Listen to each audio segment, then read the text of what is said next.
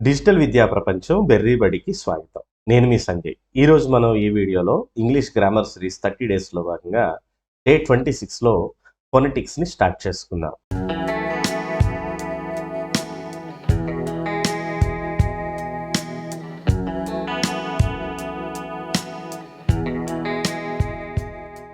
ఈ ఫొనెటిక్స్ ఏదైతే టాపిక్ ఉందో ఇది ఇంగ్లీష్ గ్రామర్‌తో పాటు ఎవరైతే టెట్, డిఎస్సి ఇలా టీచింగ్‌కి సంబంధిత ఎగ్జామ్స్‌కి ప్రిపేర్ అవుతారో వారికి మెథడాలజీ పార్ట్‌లో కూడా ఇది కవర్ అవుతుంది. కాబట్టి ఈ టాపిక్‌లోకి వెళ్ళే ముందు ఈ డే 1 అంటే ఈ ఫొనెటిక్స్‌లో పార్ట్ 1లో మనం నేర్చుకోబోయే టాపిక్ ఒకసారి మీకు ఎక్స్‌ప్లెయిన్ చేసి ఆ తర్వాత టాపిక్స్‌లోకి వెళ్ళిపోదాం. ఫస్ట్ ఫొనెటిక్స్‌కి ఇంట్రడక్షన్ చూస్తాం.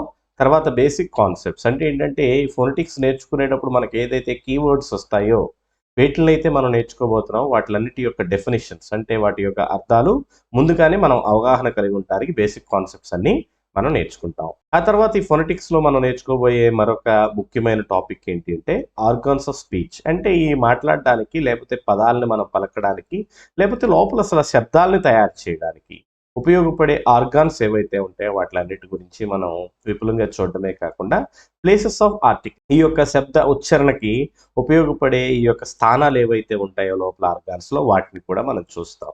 అలాగే దానితో పాటు ఎయిర్ స్ట్రీమ్ మెకానిజం అంటే ఏంటంటే ఈ యొక్క శబ్దం ఏదైనా కానీ అంటే మనం మాట్లాడే మాట ఏ రూపంలో ఉన్నా కానీ ఏ భాష అయినప్పుడు కానీ మరి ముఖ్యంగా ఇంగ్లీష్లో ఈ యొక్క వాయువు ద్వారా అంటే గాలి ద్వారా మనం సృష్టిస్తాం కాబట్టి ఆ గాలి అనేది స్ట్రీమింగ్ అంటే ఈ ప్రసరణ ఎలా జరుగుతుంది ఎక్కడి నుంచి వస్తుంది అనే దాని గురించి కూడా మెకానిజం కూడా మనం నేర్చుకుంటాం. దానితో పాటే ఈరోజు నేర్చుకోబోయే మరొక 2 ఇంపార్టెంట్ టాపిక్స్ ఏంటి బేసిక్స్ ఇవన్నీ కూడా ఇవి తెలియకుండా మనం నెక్స్ట్ టాపిక్స్లోకి వెళ్ళలేము. కాబట్టి ఫోర్త్ది మనం నేర్చుకోబోయేది ఏంటంటే వొవెల్ సౌండ్స్ అలాగే క్లాసిఫికేషన్స్ అంటే వొవెల్స్ ఎన్ని అనేది కాదు ఈ వొవెల్స్ మనకున్న వొవెల్స్ ఎన్ని రకాల సౌండ్స్ అవుతాయి అనేది ఏ రకంగా వాటిని క్లాసిఫై చేస్తామనే దాంతో పాటు ఈ వొవెల్స్ని ఈజీగా గుర్తుపెట్టుకోవడానికి ఒక వొవెల్ క్వాడ్రిలేటరల్ అనే పిక్చర్ కూడా మీకు ఇవ్వడం జరుగుతుంది. దానితో పాటే ఫైనల్గా కాన్సనెంట్ సౌండ్స్ అలాగే కాన్సనెంట్తో ఫామ్ అయ్యే సౌండ్స్ అన్ని కూడా ఎలా ఉంటాయి వాటిని ఎలా క్లాసిఫై చేస్తామనే దాంతో పాటు ఈ కాన్సనెంట్ సౌండ్స్ని ఈజీగా గుర్తుపెట్టుకోవడానికి ఒక చార్ట్ కూడా రూపొందించడం జరిగింది. కాబట్టి ఈ టాపిక్స్ ఒకదాని తర్వాత ఒకటి చూద్దాం. జాగ్రత్తగా అర్థం చేసుకోండి. ఈ యొక్క వీడియో అనేది మిగతా వీడియో లాగా షార్ట్గా ఉండదు, కొంచెం లెంతీగానే ఉంటుంది కాబట్టి ప్రశాంతంగా వినడానికి ట్రై చేయండి. మొదటిగా మనం ఇంట్రడక్షన్ పార్ట్ చూద్దాం. ఇంట్రడక్షన్ పార్ట్ మొదటిగా చూసుకున్నట్లయితే phonetics is the scientific study of human speech sounds. It deals with how sounds are produce, transmitted and perceived. అంటే ఫొనెటిక్స్ అనేది ఏంటి అంటే మానవ సంబంధిత భాష లేకపోతే మానవ సంబంధిత భాష శబ్దాలకు సంబంధించిన ఒక శాస్త్రీయమైన అధ్యయనం అంటే స్టడీ అని చెప్పుకోవచ్చు.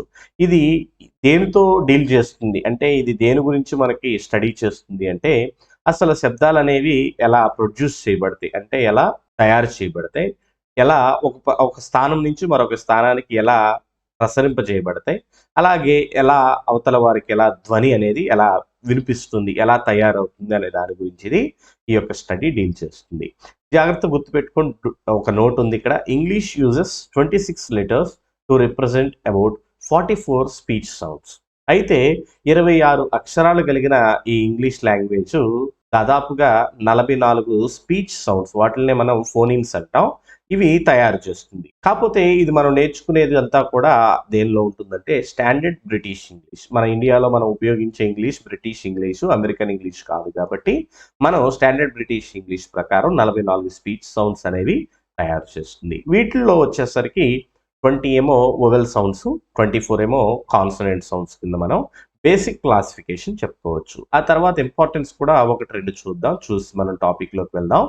Importance of phonetics helps learners move away from spelling based pronunciation to sound based pronounce. అంటే ఇప్పుడు వరకు ఇంగ్లీష్ గ్రామర్లో మనం నేర్చుకోవడం కావచ్చు అంటే ఎవరైతే ఈ ఫొనెటిక్స్ అనే లెవెల్కి రాకుండా స్పోకెన్ ఇంగ్లీషు గ్రామటికల్ ఇంగ్లీష్ నేర్చుకుని వారి యొక్క లెవెల్ని సరిపెట్టుకుంటారో వారందరూ కూడా దేన్ని బేస్ చేసుకుని మాట్లాడతారు, ఒక లాంగ్వేజ్ని లేకపోతే ఒక శబ్దాన్ని లేకపోతే ఒక పదం యొక్క ఉచ్చారణని దేన్ని బేస్ చేసుకుని మాట్లాడతారంటే స్పెల్లింగ్ బేస్డ్ ప్రొనౌన్సియేషన్ అంటే దాని యొక్క స్పెల్లింగ్ని బేస్ చేసుకుని మాట్లాడుతూ ఉంటారు. కొన్నిసార్లు ఈ స్పెల్లింగ్ బేస్డ్ ప్రొనౌన్సియేషన్ తప్పు కూడా జరిగే అవకాశం ఉంటుంది. అంటే కొన్ని చోట్ల సీని కా అని పలుకుతాం, కొన్ని చోట్ల సీని సా అని పలుకుతాం.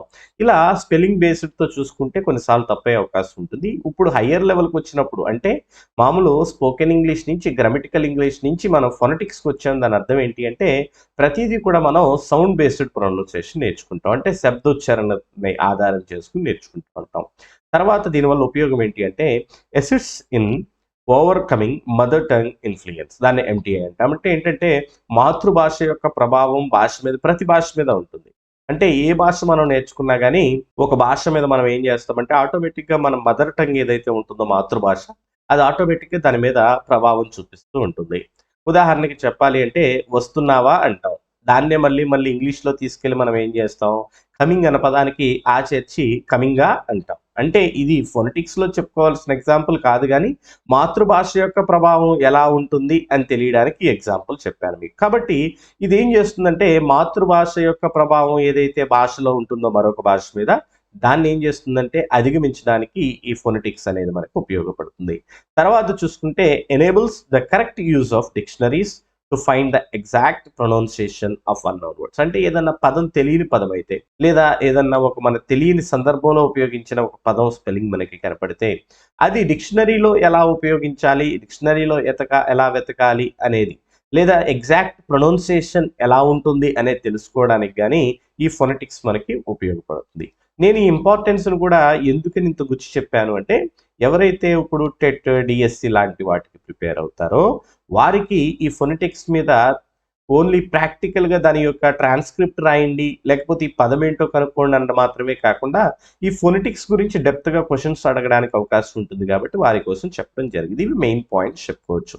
తర్వాత ఈ ఫొనెటిక్స్లో వచ్చేసరికి బ్రాంచెస్, అంటే దాని యొక్క డివిజన్ చూసుకుంటే ఎలా ఉంటుందంటే బ్రాంచెస్ అంటే ఏదైనా ఒక స్టడీ ఉంది, ఆ స్టడీని మనం వివిధ భాగాల కింద మనం విభజిస్తే వాటిని ఏమంటామంటే బ్రాంచెస్ అంటాం. ఫర్ ఎగ్జాంపుల్ సైన్స్ అనే ఒక స్టడీ ఉందనుకోండి, దానిలో బయాలజీ, జువాలజీ, అలాగే కెమిస్ట్రీ, ఇలాంటివన్నీ ఇప్పుడు ఏమవుతాయి అంటే బ్రాంచెస్ ఆఫ్ సైన్స్ అవుతాయి.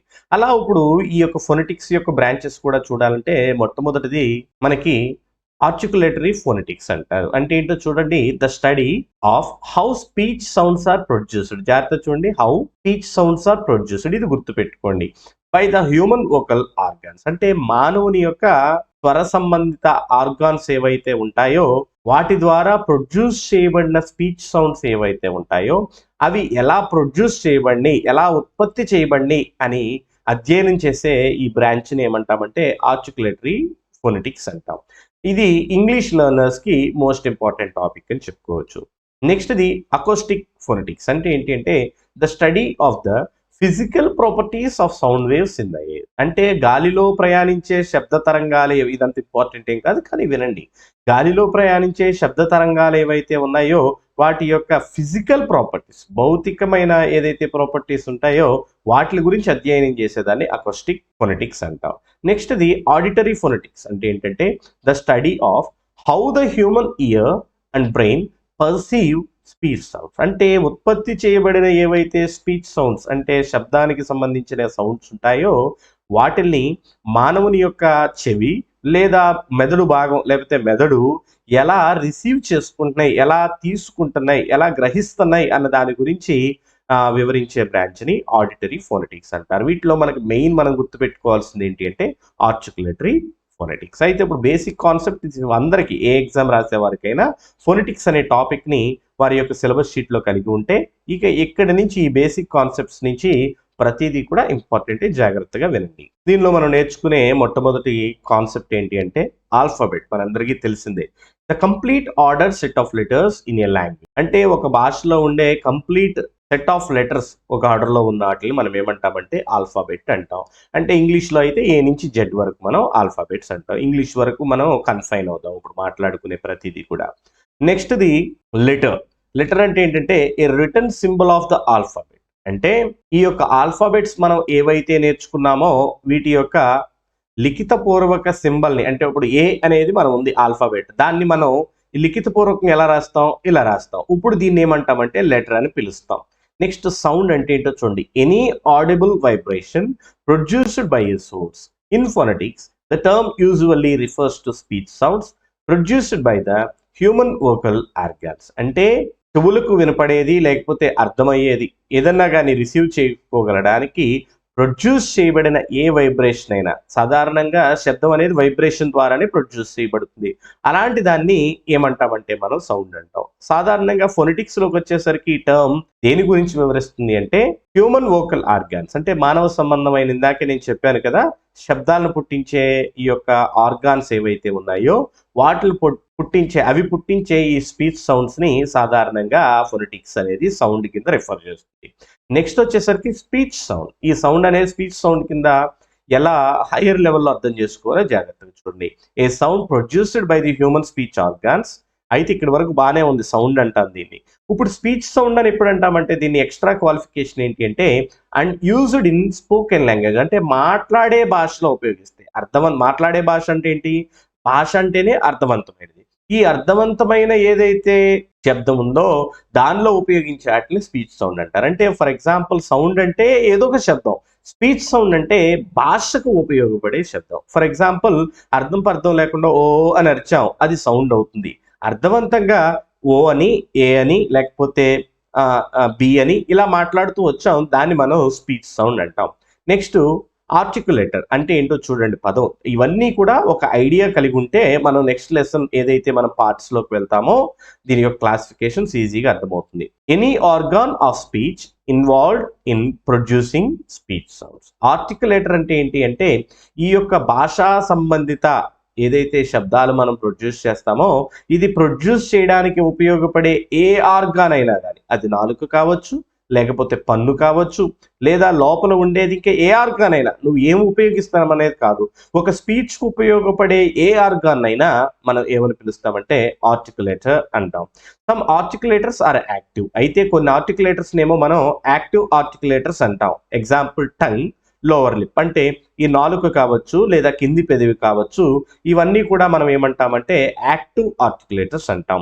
అయితే అండ్ అదర్స్ ఆర్ ప్యాసివ్. మరికొన్ని వాటిని ప్యాసివ్ అంటాం. అంటే వీటిని చెప్పుకోవచ్చు అంటే అప్పర్ టీత్, అల్వెలార్ రిడ్జ్, అలాగే ప్యాలెట్. ప్యాలెట్ అంటే ఏంటి? మన అంగెల్ ఉంటుంది కదా, నాలుక పైన ఏదైతే పార్ట్ లోపల ఉంటుందో దాన్ని మనం ప్యాలెట్ అంటాం. ఇలాంటి వాటిలన్నిటిని కూడా మనకి ఇంగ్లీష్లో ఈ యొక్క ఫొనెటిక్స్లో ఎలా చెప్తారు అంటే ప్యాసివ్ ఆర్టికులేటర్స్ అంటారు. ఇవన్నీ కూడా ఆర్టికులేటర్స్ అంటే భాషను ప్రొడ్యూస్ చేయడానికి ఉపయోగపడే ఆర్గాన్సే. కాకపోతే ఈ యొక్క యాక్టివ్ అంటేనేమో నాలుక, కింది పెదివి అని చెప్తే ఈ కొన్ని ఎగ్జాంపుల్స్ ఏవైతే చెప్పానో వీటిని మనం కూలంకషంగా తర్వాత నేర్చుకుంటాం.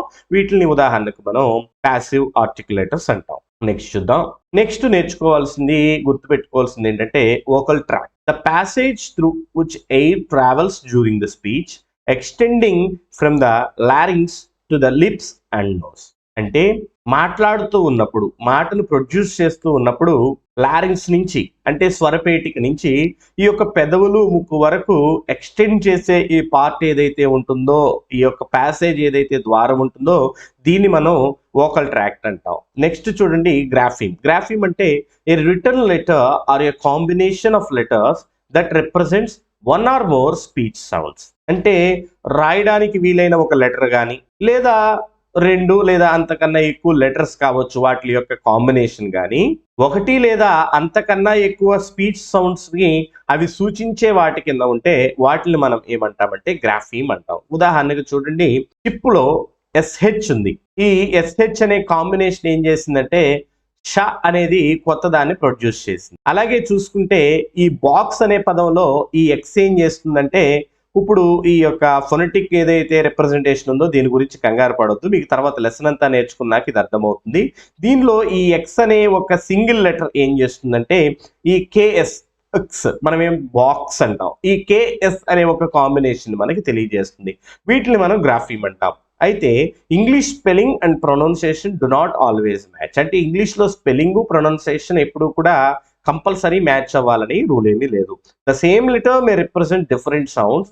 ఒకే రకమైన ఆ లెటరు వేరు శబ్దాలను కొన్నిసార్లు మనకి సూచిస్తే, and the same sound may be represented by different letters. కొన్నిసార్లు ఒకే రకమైన శబ్దాన్ని రకరకాల పదాలు కూడా సూచిస్తాయి. ఉదాహరణకి చూడండి, ఇప్పుడు ఫర్ ఎగ్జాంపుల్ ఏ అనే లెటర్ తీసుకుందాం.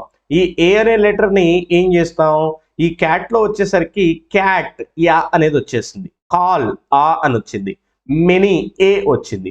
కాబట్టి ఒకే రకమైన లెటర్ ఏం చేసిందంటే ఇక్కడ వివిధ రకాలుగా ఏమైంది అంటే సూచించింది. దాని గ్రాఫీమ్ అనొచ్చు. నెక్స్ట్ చూసుకుంటే సి అనేది ఉంది. క్యాట్లోనేమో కా పలికింది, సిటీలోనేమో సా పలికింది. ఇది కూడా దానిలో ఉన్న వైరుధ్యం కింద మనం గమనించవచ్చు. నెక్స్ట్ చూడండి, ఈ ఎఫ్ అనేది మనం సాధారణంగా ఎఫ్ అనేది పలుకుతాం. ఫాకి ఫ్యాన్లోనేమో ఎఫ్తో రాసాం, ఈ ఫోన్లోనేమో పిహెచ్తో రాసాం, ఈ లాఫ్లోనేమో జిహెచ్తో రాసాం. ఇప్పుడు చూడండి, ఈ ఇంగ్లీష్ లాంగ్వేజ్ ఇప్పుడు అర్థం కావడానికి ఈ స్పెల్లింగ్ ప్రొనౌన్సియేషన్ ఎప్పుడు ఒకేలాగా మ్యాచ్ అవుతుంది అని రూల్ ఏమీ లేదు. వాటిని ఒక్కొక్క సందర్భంలో ఒక్కోలాగా ఉపయోగిస్తాం కాబట్టి మనకి ఫోనెటిక్స్ అనేది అవసరం అవుతుంది. నెక్స్ట్ చూసుకుంటే ఇప్పుడు మనం ఏం చూసాం, గ్రాఫీమ్ చూసాం. గ్రాఫీమ్ అంటే ఒక లెటర్ కానీ లేదా కాంబినేషన్ ఆఫ్ లెటర్ కానీ వివిధమైన వైరుధ్యమైన రూపాల్లో మనకి శబ్దాన్ని ప్రొనౌన్స్ చేస్తే దాన్ని మనం గ్రాఫీమ్ అంటే.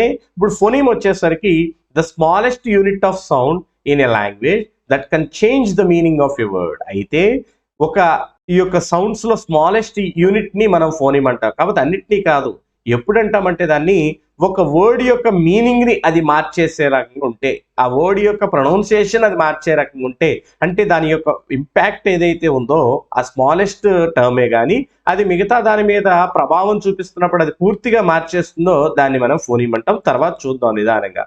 నెక్స్ట్ ఐపీఏ అంటే ఏంటంటే ఇంటర్నేషనల్ ఫొనెటిక్ ఆల్ఫాబెట్. అంటే a standardized internationally recognized system of phonetic notation based primarily on Latin alphabet. అంటే లాటిన్ ఆల్ఫాబెట్స్ ని బేస్ చేసుకుని ఒక ఫొనెటిక్ నొటేషన్ తయారు చేయబడింది. అది ప్రపంచవ్యాప్తంగా కూడా స్టాండర్డ్ గాను దాన్ని ఆమోదించబడింది. ఆ లాంగ్వేజ్ ని మనం ఏమంటాం, లేకపోతే ఆ ఆల్ఫాబెట్ సిరీస్ ని ఏమంటాం అంటే ఐపీఏ అంటే ఇంటర్నేషనల్ ఫొనెటిక్ ఆల్ఫాబెట్ అంటాం. అయితే each IPA symbol is design to represent one speech sound consistently. అయితే ఇప్పుడు జాగ్రత్తగా గమనించండి, మనకు ఆల్ఫాబెట్స్ ఏ కావచ్చు, ఈ కావచ్చు, లేకపోతే ఐ కావచ్చు, ఇవన్నీ కూడా అన్ని చోట్ల ఒకేలాగా ఉపయోగించాం. కానీ ఈ ఐపీఏలో మనం ఏదైతే ఇంటర్నేషనల్ ఫొనెటిక్ ఆల్ఫాబెట్ ఉందో దీనిలో ఉపయోగించే ప్రతి సింబల్ కూడా దేనికి దానికే వ్యక్తిగతంగా ఒక సపరేట్ సౌండ్ అనేది కలిగి ఉంటుంది. అంటే దానిలో మనం కరెక్ట్గా ఐపీఏ ఇంటర్నేషనల్ ఫొనెటిక్ ఆల్ఫాబెట్ లాంగ్వేజ్లో కనుక మనం రాస్తే ఇక మనం అది ఎలా ప్రొనౌన్స్ చేస్తుంది, ఎలా ఉంటుంది, ఏ సందర్భంలో ఎలా మారుతుంది అనడానికి లేదు. ఎందుకంటే దాని యొక్క సౌండ్ అనేది పర్టికులర్గా ఒకటే ఉంటుంది. అంటే మీకు ఉదాహరణకి చెప్పాలంటే జాగ్రత్తగా గమనించండి. మనకు ఇప్పుడు తెలుగు లాంగ్వేజ్ మీకు అర్థం కావడానికి చెబుతున్నాను. తెలుగు లాంగ్వేజే ఉంది. ఈ కా అనే ఇది ఉంది, అక్షరం ఉంది అనుకుందాం. ఈ కా అనేది నువ్వు ఎక్కడ రాసినా కానీ కా కిందే పలుకుతుంది. లేదు, ఫర్ ఎగ్జాంపుల్ సా ఉంది. ఈ సాను కూడా మీరు ఎక్కడ రాసినా కానీ సా కిందే పలుకుతుంది. అదే ఇంగ్లీష్లో వచ్చేసరికి ఈ కా అనేది రాయాలంటే కొన్నిసార్లు కేఏ రాస్తాం, కొన్నిసార్లు సిఏ రాస్తాం. మరి అలాంటప్పుడు మనకు సింపుల్గా మనకు అర్థం కావడానికి ఏంటంటే మన తెలుగు భాషలో ఎలాగైతే ప్రతి శబ్దానికి ఒక సపరేట్ సింబల్ అనేది ఆల్ఫాబెట్ ఉంటుందో ఈ ఇంటర్నేషనల్ ఫొనెటిక్ ఆల్ఫాబెట్స్ ఏవైతే మనం నేర్చుకోబోతామో దీనిలో ప్రతిదానికి కూడా ఒక సపరేట్ సౌండ్ అనేది ఉంటుంది. అంటే ఈ కా అనేది ఇలా కనపడింది అనుకో సింబల్, దీన్ని మనం కా కిందే చదువుతాం, ఒత్తు కా కింద చదవము, అలాగనే సా కింద దేని కింద చదవం. అంటే దీనికంటూ స్పెషల్ గా ఒక సౌండ్ ఉంది. అలా దేనికి దానికే స్పెషల్ గా సౌండ్ ఉండేదాన్ని మనం ఇప్పుడు ఏమంటామంటే international phonetic alphabet. Hope you understand. అయితే నెక్స్ట్ ఉండి ఫొనెటిక్ సింబల్స్ అంటే standard symbols used in the IPA to represent speech sounds accurately. అంటే ఈ ఐపీఐ ఏదైతే ఇంటర్నేషనల్ ఫొనెటిక్ ఆల్ఫాబెట్ ఏదైతే ఉంటుందో దీనిలో ఉపయోగించే సింబల్స్ ని దాన్ని మనం ఏమంటాం అంటే ఫొనెటిక్ సింబల్స్ అంటాం. నెక్స్ట్ ఫొనెటిక్ ట్రాన్స్క్రిప్షన్ అంటే ఏంటో చూడండి. The visual representation of speech sounds using IPA symbols. అంటే ఈ ఐపీఏ సింబల్స్ అంటే ఏంటి, ఫొనెటిక్ సింబల్స్. ఈ ఫొనెటిక్ సింబల్స్ ని ఉపయోగించి మన కంటికి కనిపించే విధంగా రిప్రజెంట్ చేయబడిన స్పీచ్ సౌండ్స్ ఏవైతే ఉంటాయో వాటిని మనం ఫొనెటిక్ ట్రాన్స్క్రిప్షన్ అంటాం. ఫర్ ఎగ్జాంపుల్ క్యాట్ అనేది ఉంది. ఈ క్యాట్ అనేది ఫొనెటిక్స్ లో మనం రాసాం. ఈ రాయబడిన తర్వాత వచ్చేదాన్ని ఏమంటామంటే మనం ఫొనెటిక్ ట్రాన్స్క్రిప్షన్ అంటాం. ఉదాహరణ కింద ఇక్కడ ఇచ్చాను చూడండి, క్యాట్ ఇప్పుడు ఇలా రాస్తాం అనమాట. నెక్స్ట్ చూడండి, దీనిలో ఫొనెటిక్ ట్రాన్స్క్రిప్షన్ లో 2 రకాలు ఉంటాయి. అయితే జాగ్రత్తగా గమనించండి, ఈ క్లాసిఫికేషన్ అనేది అంత అవసరం లేదు, కానీ ప్రతిదీ టచ్ చేయాలన్నట్టు ఇలా ఇచ్చాను. దీనిలో బ్రాడ్ ట్రాన్స్క్రిప్షన్ ఉంటుంది, నేరో ట్రాన్స్క్రిప్షన్ ఉంటుంది. ఈ రెండింటికి మేజర్ డిఫరెన్స్ ఏంటంటే ఒకటేమో స్లాషెస్ తో ఎండ్ చేస్తాం, ఇంకోటేమో ఈ యొక్క స్క్వేర్ బ్రాకెట్స్ తో మనం క్లోజ్ చేస్తూ ఉంటాం. అయితే ఈ నారో ట్రాన్స్క్రిప్షన్ అనేది అవసరం లేదు, ఎందుకంటే ఆ ఫోనెటిక్ డీటెయిల్స్, దానిలో వేరియేషన్స్ ఇలాంటివన్నీ కూడా రిప్రజెంట్ చేస్తూ ఉన్నప్పుడు మనం ఏం చేస్తామంటే ఈ నారో ట్రాన్స్క్రిప్షన్ ఉపయోగిస్తాం. మనం ఎగ్జామినేషన్లో ఉపయోగించేది మాత్రం ఈ బ్రాడ్ ట్రాన్స్క్రిప్షన్. ఇది ఏం చేస్తుందంటే రిప్రజెంట్స్ ద ఫోనీమ్స్. అంటే మనం ఏదైతే నేర్చుకున్నామో డిస్టింక్టివ్ స్పీచ్ సౌండ్స్ ఏవైతే మనం నేర్చుకున్నామో, అంటే ప్రతిదానికి ఒక ప్రత్యేకమైన శబ్దం ఉంటుందని నేర్చుకున్నామో అది రిప్రజెంట్ చేసేది ఈ బ్రాడ్ ట్రాన్స్క్రిప్షన్. అయితే ప్రతిదీ ఫొనెటిక్ డీటెయిల్ ఏదైతే ఉంటుందో దానిలో వేరియేషన్స్ ఎలాగుంటాయి, మీనింగ్ ఏంటి అనేది ప్రతిదీ ప్రిసైజ్ గా గనక చెప్తే దాన్ని నారో ట్రాన్స్క్రిప్షన్ అంటారు. ఇది మనకు అంత అవసరం లేదు, ఇది ఒకటి చూడండి. కాబట్టి ఫొనెటిక్ ట్రాన్స్క్రిప్షన్ అంటే ఏంటో కూడా మనం నేర్చుకోవాల్సి ఉంటుంది. నెక్స్ట్ చూడండి note, this notes follow standard British English received pronunciation, దాన్ని ఆర్పి అంటారు. దేని ప్రకారం అంటే ఐపీఏ సింబల్స్ ఫోనెటిక్ ట్రాన్స్క్రిప్షన్. అంటే ఈ యొక్క ఇంటర్నేషనల్ ఫోనెటిక్ ఆల్ఫాబెట్స్ ఏవైతే ఉన్నాయో దాని యొక్క సింబల్స్, అదేవిధంగా ఫోనెటిక్ ట్రాన్స్క్రిప్షన్స్ బేస్ చేసుకుని రూపొందించిన ఈ స్టాండర్డ్ బ్రిటిష్ ఇంగ్లీష్ ప్రకారం ఈ నోట్స్, అంటే నేను చెప్పిందల్లా ఉంటుంది. కానీ మీరు ఒకవేళ ఇంటర్నెట్లో సెర్చ్ చేసి ఇది ఇలా లేదేంటి అని సెర్చ్ చేసి అమెరికన్ ఏదైతే ఫోనెటిక్ ట్రాన్స్క్రిప్షన్ చూసి ఇలా లేదేంటి అనుకుంటే కష్టం. మనం అందరం ఎగ్జామినేషన్ లో ఫాలో అయ్యేది స్టాండర్డ్ బ్రిటిష్ ఇంగ్లీష్ ఫాలో అవుతాం. నెక్స్ట్ పార్ట్ కి వెళ్ళిపోదాం. నెక్స్ట్ థర్డ్ది organs of speech and articulation. అంటే ఇప్పుడు వరకు సెకండ్ లో మనం నేర్చుకున్న ప్రతిదీ కూడా కీ టర్మ్ గుర్తుపెట్టుకోండి. ఇప్పుడు మనం ఆర్గాన్స్ లోకి వెళ్ళిపోదాం. The parts of the human body use to produce speech sounds are called the organs of speech. అంటే మాట్లాడడానికి కొంచెం స్పీడ్ గా చెప్పడానికి ట్రై చేస్తాను. మాట్లాడడానికి ఉపయోగించబడే ప్రతి ఒక్క హ్యూమన్ ఆర్గాన్ ని కూడా మనం ఆర్గాన్స్ ఆఫ్ స్పీచ్ అంటాం. These organs work together to produce all speech sounds in English. English భాషలో ప్రతి ఒక్క శబ్దాన్ని, ఏదైతే భాషా శబ్దం ఉంటుందో దాన్ని ప్రొడ్యూస్ చేయడానికి ఈ ఆర్గాన్స్ ని మనం ఉపయోగిస్తాం. These are divided into 2 types. ఈ 2 రకాలుగా మనం విభజించాం. ఆల్రెడీ మనం ఇంట్రడక్షన్ లో చెప్పుకున్నాం ఎలా. ఒకటి యాక్టివ్ ఆర్టికులేటర్స్, రెండోదేమో ప్యాసివ్ ఆర్టికులేటర్స్. ఆర్టికులేటర్స్ అంటే ఏంటి, ప్రతి ఏదైతే ఆర్గాన్ ఉందో మనం మాట్లాడడానికి ఉపయోగించేది దాన్ని మనం ఆర్టికులేటర్ అంటాం. కాబట్టి ఇప్పుడు యాక్టివ్ చూసుకుంటే ఆర్గాన్స్, ఇప్పుడు క్లియర్ గా దీని యొక్క డెఫినేషన్ చూడండి. Organs that move freely during speech. అంటే మాట్లాడుతూ ఉన్నప్పుడు ఎటువంటి అడ్డంకులు లేకుండా ఫ్రీగా కదిలే ఏదైతే పార్ట్స్ ఉంటాయో వాటిని మనం ఏమంటామంటే యాక్టివ్ ఆర్టికులేటర్స్ అంటారు. ఉదాహరణకి చూడండి, ఈ టంగ్ లోపల నాలుగు ఉందనుకోండి, ఎటువంటి అడ్డంకి లేకుండా చక్కగా లోపల తిరుగుతూ ఉంటుంది. నాలుగుకి ఏదైనా అడ్డం పెట్టామనుకోండి, అంటే ఇప్పుడు వీడియోలో నేను ఇది చూపించలేను, మీరు ఒకసారి మీరు టెస్ట్ చేసుకున్నారనుకోండి వేలు ఒకటి అడ్డం పెట్టి, అప్పుడు మీకు కొన్ని పదాలు పలకడానికి కానీ లేదా వాటిల్లో వాటి యొక్క శబ్దం మారిపోవడం ఎలా ఉందో మీరు గమనించవచ్చు.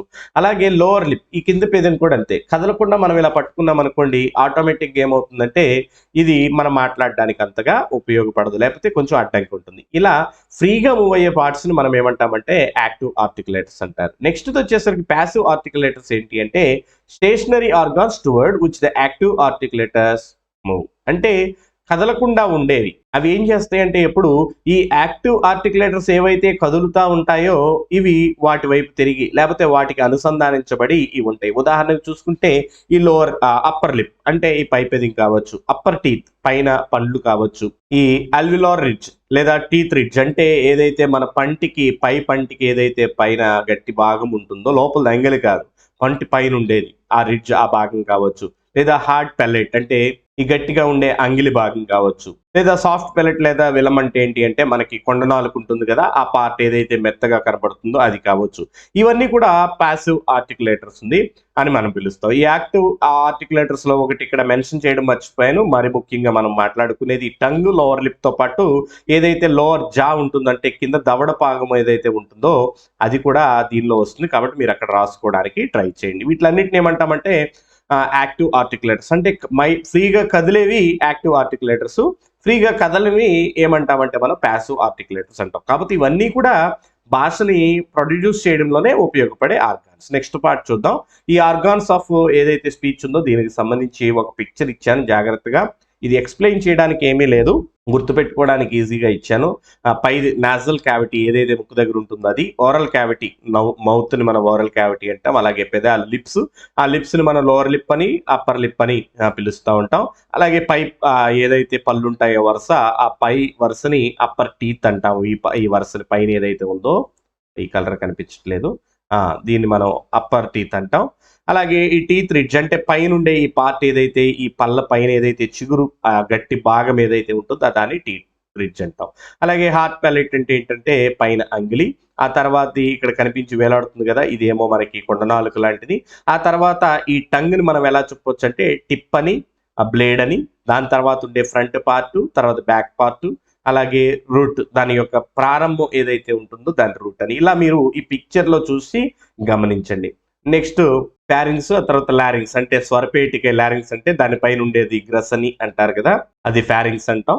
ఆ తర్వాత వోకల్ ఫోల్డ్స్ లేదా వోకల్ కార్డ్స్ మనందరికీ తెలిసినవే అవి. తర్వాత గ్లాటిస్, తర్వాత ట్రాకీ అంటే విండ్ పైపు, ఆ తర్వాత లంగ్స్. వీటిని మనం నెక్స్ట్ ఈ యొక్క ఎయిర్ మెకానిజంలు ఇవన్నీ నేర్చుకుంటాం. కాకపోతే వీటిలో మీరు ఆర్గాన్స్ ఆఫ్ స్పీచ్ లో ఉండేవన్నీ కూడా ఒకసారి అవగాహన కోసం ఈ క్లియర్ పిక్చర్ అనేది ఇవ్వడం జరిగింది, నీట్ గా డిజైన్ చేసి ఒకసారి చూడండి. కొన్ని పార్ట్స్ గురించి ఎందుకని స్ట్రెస్ చేసి ఎక్స్ప్లెయిన్ చేయడం లేదంటే ఇది బయాలజీ క్లాస్ కాదు, ఇంగ్లీష్ లో ఫొనెటిక్స్ లో మనకు ఉపయోగపడేవి ఏంటి అనేది ఇవ్వడానికి చేశాను. కాబట్టి వీటిలో అదేంటి, ఈ ఆర్గాన్ ఏంటి, దాని యొక్క కన్స్ట్రక్షన్ ఎలా ఉంటుంది, ఇంత డెప్త్ గా వెళ్ళాల్సిన అవసరం లేదు. అలాగే ఈ ప్లేసెస్ ఆఫ్ ఆర్టికులేషన్ కూడా మీకు ఇక్కడ పిక్చర్ లో ఇవ్వడం జరిగింది. ఈ పిక్చర్ లో చూసుకుంటే ఈ రెండు పదాలని కలిపి ఏమంటారని, బైలాబియల్ అని, అలాగే లోబియోడెంటల్ అంటే ఏదైతే లోవర్ లిప్ అలాగే అప్పర్ టీత్, ఈ రెండింటినీ కలిపి ఏం చేస్తామనేది, అంటే ఇవి ఏ పదాలకి ఏవేమి వాడతాము, ఏ పదాలు పలకడానికి, ఏ శబ్దాన్ని పలకడానికి, ఏ ప్లేసెస్ని వాడతాము అని తెలియడానికి ఇవన్నీ నేర్చుకోవాలి. తర్వాత డెంటల్ అంటే ఏంటంటే పదాలు, డెంటల్ అంటే టంగ్, అదేవిధంగా టీత్ ఉపయోగించి పలికేవి. అలాగే ఆల్విలార్ అంటే ఏంటంటే టంగ్ యొక్క టిప్, అంటే పైన ఏదైతే నాలుక యొక్క మొదటి భాగం ఏదైతే టిప్ ఉంటుందో అది. అదేవిధంగా ఆల్విలార్ రిడ్జ్ ఏదైతే పైన అంగిలికిను ఈ యొక్క పంటికి మధ్య ఉండే ఆ యొక్క పళ్ళు వరుసని గట్టిగా బిగించి ఉంచే పార్ట్ ఏదైతే ఉంటుందో అది పలికేవంటే ఏమేం పలుకుతాం అనేది కింద నేను ఇచ్చాను. కింద అన్ని ఎక్స్ప్లెయిన్ చేశాక అది ఈజీగా అర్థమవుతుంది, కానీ ఒక చిన్న అవగాహన కలిగి ఉండడానికి ముందుగా చెప్తున్నాను. తర్వాత పోస్ట్ అల్విలార్ అంటే ఏంటి అంటే ఈ అల్విలార్ రిడ్జ్ కి బిహైండ్ అంటే వెనుక ఉండే భాగం. అలాగే పెలేటల్ అంటే మనకి అంగిలి భాగం ఏదైతే ఉంటుందో అది. అలాగే వెలార్ అంటే ఏంటంటే మనకి ఏదైతే ఈ యొక్క సాఫ్ట్ ప్యాలెట్, అదేవిధంగా టంగ్ బ్యాక్, ఈ రెండు కలిపి లోపల ఉపయోగించేవి ఏదైతే ఉంటుందో, మీరు ప్రతి పదం కూడా నేను ఎక్స్ప్లెయిన్ చేసేటప్పుడు తర్వాత మీ యొక్క నోట్లో మీరు చెక్ చేసుకుంటే మీకు ఇంకా ప్రాక్టికల్గా అర్థమవుతూ ఉంటుంది. నెక్స్ట్ది గ్లాటల్ అంటే ఏంటి అంటే లోపల వోకల్ ఫోల్డ్స్ ఏవైతే ఉంటాయో వాటి ద్వారా పుట్టించేవి. కాబట్టి నెక్స్ట్ ఈ యొక్క మెయిన్ ఆర్టికులర్ ఓవర్ వ్యూ ఒక్కసారి చూద్దాం. ఈ యొక్క బొమ్మను అర్థం చేసుకోవడానికి ట్రై చేయండి. తర్వాత చూసుకుంటే లిప్స్ అంటే ఏముంటాయంటే అప్పర్ లిప్, లోవర్ లిప్. ఈ అప్పర్ లిప్ ఏమో ప్యాసివ్, ఈ లోవర్ లిప్ ఏమో యాక్టివ్ ఆర్టికులేటర్ కింద చూస్తాం. నెక్స్ట్ టీత్ వచ్చేసరికి upper teeth serve as a passive articulator, అంటే పైన అప్పర్ టీత్ ఏవైతే ఉంటాయో అది ప్యాసివ్ ఆర్టికులేటర్ కింద ఉంటుంది. ఎందుకని ఈ కింది టీత్ గురించి ఎందుకు చెప్పట్లేదంటే ఇది కింద దవడ భాగంలోతో పాటు ఇది కూడా కదులుతుంది కాబట్టి ఇది నేను పైన మెన్షన్ చేయలేదు. నెక్స్ట్ ది అల్విలార్ రిడ్జ్ వచ్చేసరికి the gum ridge right behind the upper front teeth, అంటే ఎదర ఇదైతే పళ్ళు వరుస ఉంటుందో పైన పళ్ళులో వరుస పైన ఏదైతే ఉంటాయో పైన పళ్ళు కనిపించే పళ్ళు ఫ్రంట్ టీత్, ఆ ఫ్రంట్ టీత్ కి వెనుకన ఉండే ఏదైతే గమ్ అంటే చిగురు భాగం ఉంటుందో గట్టిగా, దాన్ని మనం అల్విలార్ రిడ్జ్ అంటాం. దాన్ని ప్యాసివ్ ఆర్టికులేటర్ కింద చూస్తాం. నెక్స్ట్ సాఫ్ట్ పెల్లెట్ అంటే ఏదైతే హార్డ్ పెల్లెట్ మధ్యలో మిస్ అయ్యాం, అంగిల్ ఏదైతే ఉందో the Boney arched front part, అంటే ఆర్చ్ లాగా ఇలా ఉండే ఈ యొక్క ఎముక భాగం ఏదైతే ఉంటుందో రూఫ్ లాగా మౌత్ లో, దాన్ని మనం హార్డ్ ప్యాలెట్ అంటాం. అది కూడా ప్యాసివ్. అయితే తర్వాత సాఫ్ట్ ప్యాలెట్ ఏదైతే ఉంటుందో the muscular back part of the roof of the mouth, అంటే ఈ రూఫ్ కి వెనక ఉండే ఈ ఖండ భాగం ఏదైతే ఉంటుందో కొంచెం మెత్తగా, దాన్ని మనం సాఫ్ట్ ప్యాలెట్ అంటాం. అది కూడా ప్యాసివే. అయితే టంగ్ వచ్చేసరికి ద మోస్ట్ ఫ్లెక్సిబుల్ ఆర్టికులేటర్. జాగ్రత్తగా గుర్తుపెట్టుకోండి ఈ పదం. ఇది ఒక యాక్టివ్ మాత్రమే కాదు, మోస్ట్ ఫ్లెక్సిబుల్ ఆర్టికులేటర్ అని పిలుస్తాం దీన్ని మనం. అంటే ఏంటి అంటే అత్యంత ఫ్లెక్సిబుల్, అంటే ఎటైనా కానీ తిరగగలిగింది. అందుకే మనకి ఒక సామెత కూడా ఉంటుంది, నరం లేని నాలుక ఎటైనా తిరుగుతుందని. కాబట్టి ఎటైనా తిరగగలిగే ఆర్టికులేటర్ ఏదన్నా ఉంది అంటే అది టంగ్ అవుతుంది. నెక్స్ట్ వోకల్ ఫోల్డ్స్ వచ్చేసరికి folds of tissue inside the లారింగ్స్, అంటే కింద స్వరపేటికలో ఏవైతే ముడతలు ఉంటాయో టిష్యూ యొక్క ముడతలు, వాటిని మనం వోకల్ ఫోల్డ్స్ అంటాం. అలాగే that vibrates for voice sounds, ఏదైతే వాయిస్ కు ఉపయోగించే సౌండ్స్ కోసం అవి ఏం చేస్తాయి అంటే లోపల లారింగ్స్ దగ్గర ఫోల్డ్ గా ఉండి టిష్యూస్ వైబ్రేట్ అవుతూ ఉంటాయి. నెక్స్ట్ గ్లాటిస్ అంటే the opening between the vocal folds, అంటే ఈ స్వరపేటిక ప్రారంభ ద్వారం ఏదైతే ఉంటుందో ఈ స్వరపేటికి ప్రారంభ ద్వారం ఏదైతే ఉంటుందో దాన్ని మనం గ్లాటిస్ అని పిలుస్తూ ఉంటాం. కాబట్టి ఈ 2 పిక్చర్స్‌ని చూస్తూ ఈ ఆర్టిక్యులేటర్‌ని మీరేం చేస్తారంటే ఆర్టిక్యులేటర్స్‌ని అర్థం చేసుకోవడానికి ట్రై చేయండి. నెక్స్ట్‌ది దీనిలో మనం నేర్చుకోవాల్సింది ఏంటి అంటే air stream mechanism. One of the most important topic దీనిలో. అంటే ఎందుకని అలా చెబుతున్నాను అంటే ఈ యొక్క ఆంగ్ల భాషలో ప్రతిదీ కూడా మనం ఈ గాలి ద్వారానే ఉత్పత్తి చేస్తాం. అందులోనూ గుర్తుపెట్టుకోవాల్సిన మరి యొక్క టాపిక్ ఏంటి అంటే అందున స్పెసిఫిక్‌గా ఇంగ్లీష్ ఏం ఉపయోగిస్తుందంటే ఈ aggressive pulmonic air stream mechanism ఉపయోగిస్తుంది. అంటే ఏంటి అంటే గాలి ద్వారానే ఉత్పత్తి జరుగుతుంది కాదనడం లేదు. అలాగే పల్మోనిక్ అంటే ఈ లంగ్స్ దగ్గర నుంచే మొదలవుతుంది కాదనటం లేదు.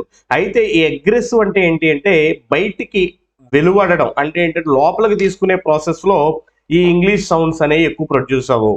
ఎలా ప్రొడ్యూస్ అవుతాయి అంటే వాయువు బయటకు వదలడంలోనే ఉపయోగపడుతుంది. దాని అర్థం కింద ఇచ్చాను చూడండి. పల్మోనిక్ అంటే ఎయిర్ కమ్స్ ఫ్రమ్ లంగ్. అంటే లంగ్స్ నుంచి గాలి ఉత్పత్తి అయితే దాన్ని పల్మోనిక్ అంటే దీనిలో యాడ్ అయిన ఇంకో పదం అగ్రెసివ్ అంటే ఏంటంటే ఎయిర్ మూవ్స్ అవుట్వర్డ్. అంటే గాలి ఎప్పుడు కూడా బయటికి వచ్చేటప్పుడు తయారయ్యే ధ్వని ఉత్పత్తులు ఇవన్నీ కూడా. ఇప్పుడు దీనిలో మెయిన్ ఎక్కడి నుంచి స్టార్ట్ అవుతుందో జాగ్రత్తగా గమనించండి. మీకు ఇది వినడం వల్ల ఉపయోగం ఏంటి అంటే ఈ యొక్క ఫొనెటిక్స్‌లో ఈ లాంగ్వేజ్ తయారయ్యేటప్పుడు ఏమేమి ఆర్గాన్స్ అనేవి ఉపయోగపడతాయి లేకపోతే దేని తర్వాత ఏది సీక్వెన్స్ నేను లోపల నుంచి బయట చెప్పుకుంటూ వస్తున్నాను. అంటే ఒక స్పీచ్ సౌండ్ అనేది తయారవ్వడానికి లోపల ఎక్కడి నుంచి ప్రారంభిస్తుంది? లంగ్స్, ఆ తర్వాత ట్రాకియా దాన్నే మనం విండ్ పైప్ అంటాం.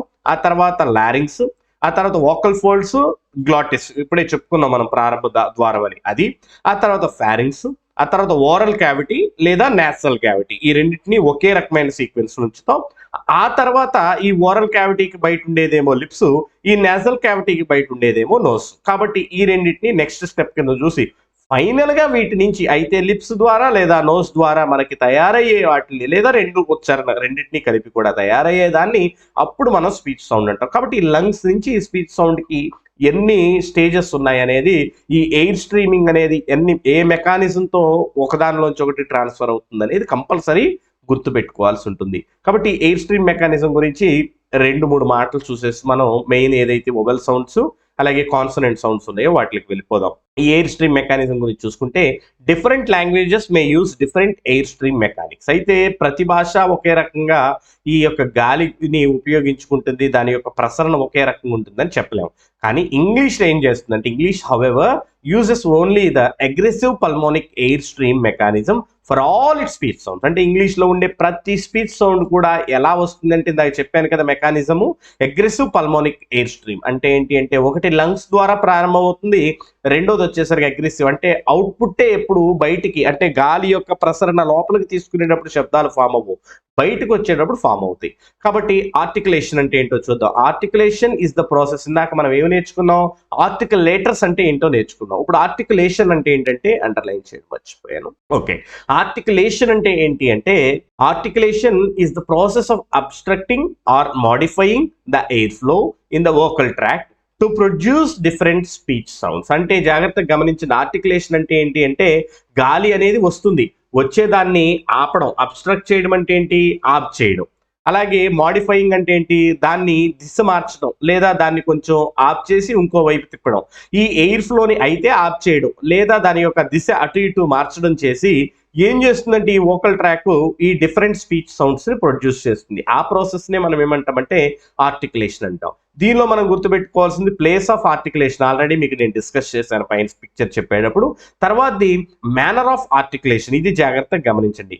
అంటే ఏంటంటే identifies how the air flow is constricted. అంటే ఏంటి అంటే ఈ ఎయిర్ ఫ్లో ఏ రకంగా రూపొందించబడుతుంది అంటే దాన్ని ఒకేసారి ఆపి వదులుతుందా, లేకపోతే దాని యొక్క డైరెక్షన్ మారుస్తుందా, లేకపోతే దానిలో ముఖ్యమని ఉపయోగిస్తున్నామా, లేకపోతే ఏంటి అనేది డిఫరెంట్ టైప్స్. దీనిలో మనం ప్లాజివ్స్, ఫ్రికేటివ్స్, ఎఫ్రికేటివ్స్, నాజల్స్, లాటరల్ అలాగే అప్రాక్సిమెంట్స్ ఇలా మనం రకరకాలుగా ఏవైతే మేనర్స్ ఉంటాయో ఆ మేనర్స్ అన్ని నేర్చుకుంటాం. కాబట్టి వీటిలన్నిటిని మనం ఇప్పుడు నేర్చుకోవడానికి ట్రై చేద్దాం. వీటిలో మనం 4వ టాపిక్ లోకి వెళ్దాం. మెయిన్ టాపిక్ లోకి దీనిలోకి వచ్చాం. ఇప్పుడు వొవెల్ సౌండ్స్ చూద్దాం ఫస్ట్. 5th వచ్చేసరికి కాన్సనెంట్ సౌండ్స్ చూద్దాం. ఈ వొవెల్ సౌండ్స్ వచ్చేసరికి జాగ్రత్తగా గమనించండి. వొవెల్స్ ఎన్ని ఉంటాయి మనకి? 5 ఉంటాయి. A E I O U. అయితే చూస్తే ఇక్కడ vowels are speech sounds produced with a relatively free and open passage of air through the vocal tract without any major friction or obstruction. అంటే ఈ వొవెల్స్ ఏవైతే ఉన్నాయో వొవెల్ సౌండ్స్ అన్నీ కూడా ఈ స్పీచ్ సౌండ్స్ లో మనకి సాధారణంగా ఎలా ఉత్పత్తి చేయబడతాయి అంటే ఫ్రీ పద్ధతుల్లో. అంటే ఏంటంటే మధ్యలో గాలిని అబ్స్ట్రాక్ట్ చేయడం కానీ లేదా ఫ్రిక్షన్ కలిగి చేయడం కానీ ఏమీ లేకుండా ఫ్రీగా పలకగలిగేవి మనం ఇంగ్లీష్ వొవెల్ సౌండ్స్ అని పిలవచ్చు. Vowels are the central sounds of English words. అయితే ఇదొక పాయింట్ మెయిన్ గా గుర్తుపెట్టుకోండి. ఇవన్నీ ఏంటి అంటే వొవెల్స్ ఏమంటారంటే సెంట్రల్ సౌండ్స్ అంటారు. అంటే వాటిని బేస్ చేసుకునే ప్రతిదీ ఫామ్ అవుతుంది and are produced without obstruction and air flow. ఇప్పుడే చెప్పాను, గాలి ఏదైతే ప్రసరింపజేస్తుందో బయటికి దాన్ని ఆఫ్ చేయడం కానీ లేదా దానికి కొంచెం సేపు అడ్డంకి కలిగించడం కానీ ఏమీ లేకుండా ఫ్రీగా వదులుతూ ఉంటుంది గాలి, ఏది ఈ వొవెల్ సౌండ్స్ ప్రొడ్యూస్ చేసేటప్పుడు. కాబట్టి ఈ వొవెల్స్ ని మనం క్లాసిఫై చేసుకుందాం. English has 20 vowels. జాగ్రత్త గుర్తుపెట్టుకోండి, వొవెల్స్ వచ్చేసరికి 5 కానీ వొవెల్ సౌండ్స్ వచ్చేసరికి 20 ఉంటాయి స్టాండర్డ్ బ్రిటిష్ ఇంగ్లీష్ ప్రకారం. దాన్నే మనం రిసీవ్డ్ ప్రొనౌన్సియేషన్ అంటాం. డివైడెడ్ ఇంటూ, ఇవి ఎలా డివైడ్ అయినాయి అంటే జాగ్రత్తగా చూడండి. మొదటిది మోనోఫ్థాంగ్స్ గాను, రెండోది డిఫ్థాంగ్స్ గాను క్లాసిఫై చేయబడినాయి. అంటే ఈ మొనోఫ్థాంగ్స్ మళ్ళీ కూడా 2 రకాలుగా సబ్ క్లాసిఫికేషన్ ఉంటుంది. అయితే ముందు గమనించండి, ఈ 12+8 కింద అంటే ఈ మొనోఫ్థాంగ్స్ అంటే ప్యూర్ ఓవెల్స్ అంటారు. అలాగే డిఫ్థాంగ్స్ అంటే గ్లైడింగ్ ఓవెల్స్ అంటారు. ఇవేమో 12 ఉంటాయి, ఇవేమో 8 ఉంటాయి. క్లాసిఫికేషన్ ఒకేసారి చూడండి. ఈ మొనోఫ్థాంగ్స్ మళ్ళీ ఎలాగంటాయి అంటే మళ్ళీ further divided into 7 short vowels, 5 long vowels. ఈ 12 ఎలా డివైడ్ అవుతా ఉంటాయి అంటే 7+5 కింద. అంటే 7 ఏమో షార్ట్ ఓవెల్స్ కిందను, 5 ఏమో లాంగ్ ఓవెల్స్ కిందను ఏమవుతాయి క్లాసిఫై చేయబడతాయి. అంటే మొత్తం మన క్లాసిఫికేషన్ ఓవెల్స్ 2 రకాలు. ఒకటి మొనోఫ్థాంగ్స్ 12, డిఫ్థాంగ్స్ ఏమో 8. ఈ మొనోఫ్థాంగ్స్ మళ్ళీ ఎన్ని రకాలు? 2 రకాలుగా. షార్ట్ ఏమో 7, లాంగ్ ఏమో 5. అయితే వీటి గురించి చెప్పాలంటే సింపుల్ గా a single constant vowel sound. అంటే సింగిల్ గా ఏకరూపంలో ఉండి ఏకస్వరాలు అంటాం కదా, అలా కాన్స్టెంట్ గా దాని యొక్క సౌండ్ ఉండే ఒక వొవెల్ సౌండ్స్ మనం మొనోఫ్థాంగ్స్ ప్యూర్ వొవెల్స్ అంటారు. డిఫ్థాంగ్స్ అంటే ఏంటంటే sounds that begin with 1 vowel sound and glide into another with in the same syllable. అంటే సిలబల్ అంటే ఏంటి?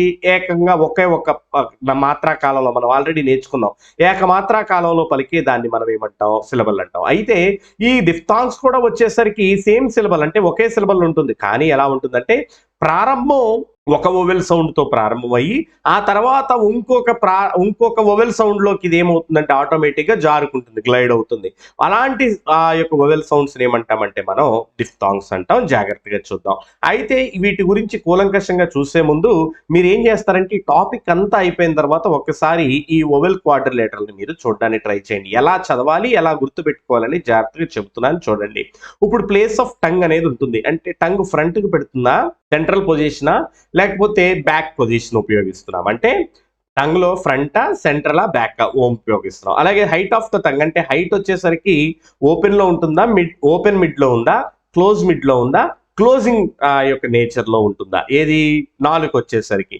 వాటిని బేస్ చేసుకుని మనం ఏం చేస్తామంటే ఈ యొక్క ఓవెల్ క్వాడ్రిలేటరల్ ని ఫ్రేమ్ చేయడం జరిగింది. కాబట్టి వన్స్ మనం ఈ ఓవెల్ ఏదైతే చార్ట్ కంటే ముందు తర్వాత మనం ఓవెల్స్ అన్ని టైప్స్ నేర్చుకుంటామో, నేర్చుకున్న తర్వాత ఒకసారి వస్తే మీకు వీటి ఐడెంటిఫికేషన్, ఎందుకంటే ఇక్కడ నేను రాసింది ఏ ట్రాన్స్క్రిప్ట్ లో రాశాను, మనం ఇంటర్నేషనల్ ఫోనెటిక్ ఆల్ఫాబెట్స్ లో రాసాం. ఇప్పుడు దేంటి అనేది మీకు తెలియదు కాబట్టి ఒక్కసారి ఇది అయిన తర్వాత రావడానికి ట్రై చేయండి. నేను ఆల్రెడీ దీనిలో షూట్ చేసేటప్పుడు, అంటే ఈ వీడియో రికార్డ్ చేసేటప్పుడు వీటిని కూడా నేను అంతా అయిన తర్వాత ఎక్స్ప్లెయిన్ చేస్తాను. లెంత్ బట్టి ఒకవేళ లెంత్ ఎక్కువ కాకుండా ఈ పార్ట్ ఉంచుతాను, లెంత్ ఎక్కువ అయితే మాత్రం ఈ పార్ట్ ని కట్ చేస్తాను. కాబట్టి మీరు అర్థం చేసుకోవడానికి ట్రై చేయండి. నెక్స్ట్ మనం ఇప్పుడు ఏం చేద్దాం, ఈ క్లాసిఫికేషన్స్ లోకి వెళ్ళిపోదాం. దేని యొక్క ఇంటర్నేషనల్ ఫోనెటిక్ ఆల్ఫాబెట్ ఎలా ఉంటుంది సింబల్ అనేది చూద్దాం. అయితే ఈ ఓవెల్ క్వాడ్రిలేటరల్ ఒక నోట్ ఇచ్చాను, జాగ్రత్తగా గమనించండి. The vowel quadrilateral does not represent the actual shape of the mouth. అంటే ఇచ్చాను కదా అని ఏదైతే క్వాడ్రిలేటరల్ షేప్ ఎలా ఉంది ఇలా ఇచ్చాను నేను, ఈ షేప్ లో ఉంటుందని కాదు.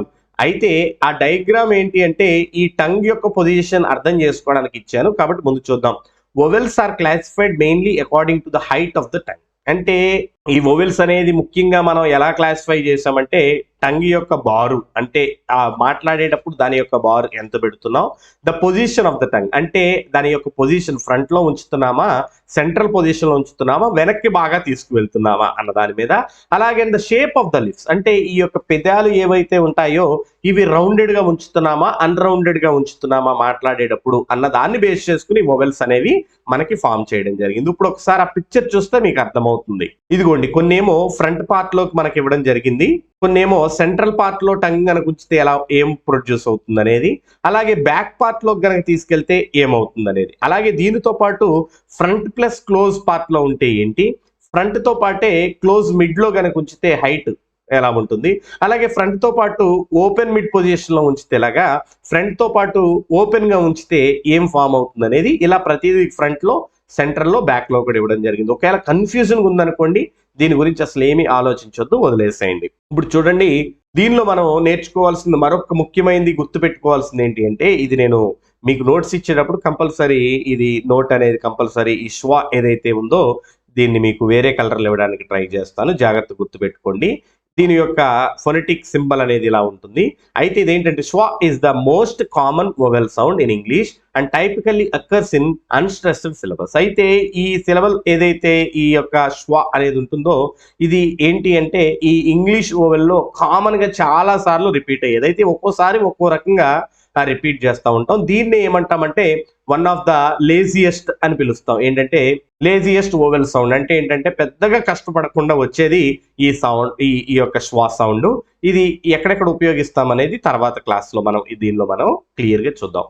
అయితే each vowel sound is explained with its IPS symbol. అయితే కింద నేను ఇచ్చేటప్పుడు ఏం చేశానంటే ప్రతిదీ కూడా దాని యొక్క ఇంటర్నేషనల్ ఫొనెటిక్ ఆల్ఫాబెట్ సింబల్ ఏదైతే ఉందో దాంతో నేను రిప్రజెంట్ చేయడం జరిగింది. అప్రాక్సిమేట్ తెలుగు ప్రొనౌన్సియేషన్, దాని పక్కనే మీకు ఉజ్జాయింపు కంటే ఖచ్చితంగా అదే అనుకుని మరి తర్వాత గొడవ పడొద్దు నాతో, దాంతో ఉజ్జాయింపుగా మీకు అర్థం కావడానికి తెలుగు ప్రొనౌన్సియేషన్ ఇచ్చాను. అలాగే కామన్ గ్రాఫీమ్స్ అంటే ఏదైతే కామన్ గా వచ్చేవి, అంటే ఈ యొక్క పదం ఫర్ ఎగ్జాంపుల్ చూడండి ఈ అనేది ఇలా రాసాం కదా, ఇది సాధారణంగా మనం పలికేటప్పుడు ఏమేం కనపడతాయి, ఐ కనపడుతూ ఒక్కోసారి వై కనపడుతుంది అని తెలియడానికి ఐ కామన్ గా ఉపయోగించి ఇచ్చాం. అవి కూడా అంటే ఈ పదం కావచ్చు, అంటే ఈ తెలుగులో రాసింది కావచ్చు, అలాగే గ్రాఫీమ్స్ ఏదైతే ఉపయోగిస్తామో ఇవి కావచ్చు. ఇవి నేను ఏం చేశానంటే మీకు అర్థం కావడానికి ఇవి ఇచ్చాను, కానీ మీరు నేర్చుకోవాల్సింది ఏంటి అంటే ఈ యొక్క ట్రాన్స్క్రిప్షన్ అంటే ఏ పదానికి ఎలా రాస్తామన్నది, దానితో పాటు దాని యొక్క ఒరిజినల్ ఐపీఏ అంటే ఇంటర్నేషనల్ ఫొనెటిక్ ఆల్ఫాబెట్ ఏదైతే ఉందో అది ఎలా రాస్తామనేది ఇది గమనించాలి. ఈ రెండు ఎందుకు ఇచ్చానంటే మీకు అర్థం కావడానికి ఆల్మోస్ట్ కరెక్టే, కొన్నిసార్లు ఇవి మిస్ అవ్వచ్చు. నెక్స్ట్ చూద్దాం. ఇప్పుడు ఒకటి Telugu pronunciations are only approximate. మరలా చెప్తున్నాను, some English sounds do not have exact equivalent in Telugu. సాధారణంగా ఇంగ్లీష్ లో కొన్ని పలికే వాటికి తెలుగులో మనకు పదాలలో, అందుకే నేను అప్రాక్సిమేట్ దాదాపుగా ఉజ్జాయింపుకి ఇవ్వడం జరిగింది. ఫస్ట్ ఇప్పుడు మనం షార్ట్ ఓవెల్స్ ఎన్ని నేర్చుకున్నాం, మనం ఓవెల్స్ అనేవి సౌండ్స్ మొత్తం 2 టైప్స్ అని నేర్చుకున్నాం. 12+8 నేర్చుకున్నాం. ఈ యొక్క షార్ట్ ఏమో 7, లాంగ్ ఏమో 5, అలాగే డిఫ్థాంగ్స్ ఏమో 8 అని నేర్చుకున్నాం. కాబట్టి ఫస్ట్ ఇప్పుడు మోనోథాంగ్స్ లోకి వచ్చేసరికి షార్ట్ 7 అనుకున్నాం కాబట్టి ఒకసారి ఈ యొక్క పార్ట్ లోకి వెళ్లే ముందు మీకు ఒక చిన్న సలహా. ఇప్పటికే గనక మీకు ఈ వీడియో గనక స్ట్రెస్ఫుల్ గా కొంచెం ఎక్కువ లెందీగా కొంచెం అర్థం చేసుకోవడానికి ఇబ్బందిగా ఉంటే ఇప్పుడే ఈ వీడియో ఆపేసి ఇది కొంచెం దీని మీద మీరు అవగాహన చేసుకున్న తర్వాత ఈ యొక్క స్క్రిప్ట్ ఏదైతే నేను ఇప్పుడు వరకు క్లాస్ నోట్స్ ఇచ్చానో వీటిని జాగ్రత్తగా నేర్చుకుని అర్థమైంది అనుకున్న తర్వాత మాత్రమే దీనిలోకి వెళ్ళండి. ఒకేసారి కంటిన్యూస్ గా చూడడానికి ట్రై చేయకండి. అయితే దీనిలో షార్ట్ ఓవెల్స్ వచ్చేసరికి మొత్తం మనకి 7 అని చెప్పుకున్నాం కదా. ఈ షార్ట్ ఓవెల్స్ ఎలా ఉంటాయి అనేది చూసి నెక్స్ట్ లాంగ్ ఓవెల్స్ కూడా మనం వెళ్ళిపోదాం. కాబట్టి షార్ట్ ఓవెల్స్ చూద్దాం. చూడండి, ఫస్ట్ దీని యొక్క రిప్రజెంటేషన్ ఏది, ఐపీఎస్ సింబల్ ఇలా ఉంటుంది, అంటే క్యాపిటల్ ఐ రాసినట్లు ఉంటుంది. సాధారణంగా దీన్ని మనం ఎలా ప్రొనౌన్స్ చేస్తామంటే ఈ అని ప్రొనౌన్స్ చేస్తాం. ఇది సాధారణంగా మనకు అక్షరాల్లో కనిపించేటప్పుడు ఐ అనే ఇంగ్లీష్ ఆల్ఫాబెట్ లేదా వై అనే ఇంగ్లీష్ ఆల్ఫాబెట్ ని ఉపయోగించుకుంటుంది. ఉదాహరణకు ఒక వర్డ్ ఇక్కడ ఇచ్చాను చూడండి, సిట్ అనేది ఒక వర్డ్ ఉంది. ఇప్పుడు ఈ సిట్ అనే వర్డ్ లో ఈ ఐ ఏదైతే వచ్చిందో ఇది ఎలా పలికిందంటే ఈ, జాగ్రత్తగా గమనించండి, ఈ అని తీయలేదు, ఈ సిట్. ఈ అనేది ఏదైతే షార్ట్ ఉందో ఇది ఓవెల్ సౌండ్ షార్ట్ గా ఉంది కాబట్టి దీన్ని షార్ట్ ఓవెల్ అంటాం. దీని యొక్క ట్రాన్స్క్రిప్షన్ ఎలా రాస్తామంటే ఇదిగోండి క్యాపిటల్ ఐ కింద రాస్తాం. నెక్స్ట్ కొద్దాం. నెక్స్ట్ ఏ, ఈ అనే స్మాల్ ఈ ఉంది చూసారా, ఈ స్మాల్ ఈ కింద రాసింది ఎలా పలుకుతామంటే మనం సాధారణంగా తెలుగులో ఏ అంటాం కదా, దానిలో మొట్టమొదటి ఏ ఏదైతే ఉంటుందో ఆ ఏ కింద పలుకుతాం. అది గ్రాఫీమ్ కింద మనకి ఏమేమి కనిపిస్తాయి అంటే ఆల్ఫాబెట్స్, ఈ అనేది ఉపయోగిస్తాం, కొన్నిసార్లు ఈఏ కూడా ఉపయోగిస్తాం. ఉదాహరణకి మీకు ఒక వర్డ్ ఇచ్చాను, పెన్ అని ఇచ్చాను చూడండి.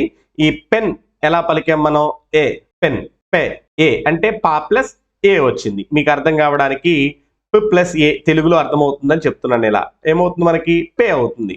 తెలుగు వ్యాకరణం నేర్చుకుంటే అర్థమవుతుంది. అదే ప్లస్ ఏ అయితే పే అవుతుంది. కానీ మనకి ఇక్కడ ఏముంది, దీర్ఘం లేదు, ఏముంది ఒక్క ఏ మాత్రమే ఉంది కాబట్టి పెన్ అయింది.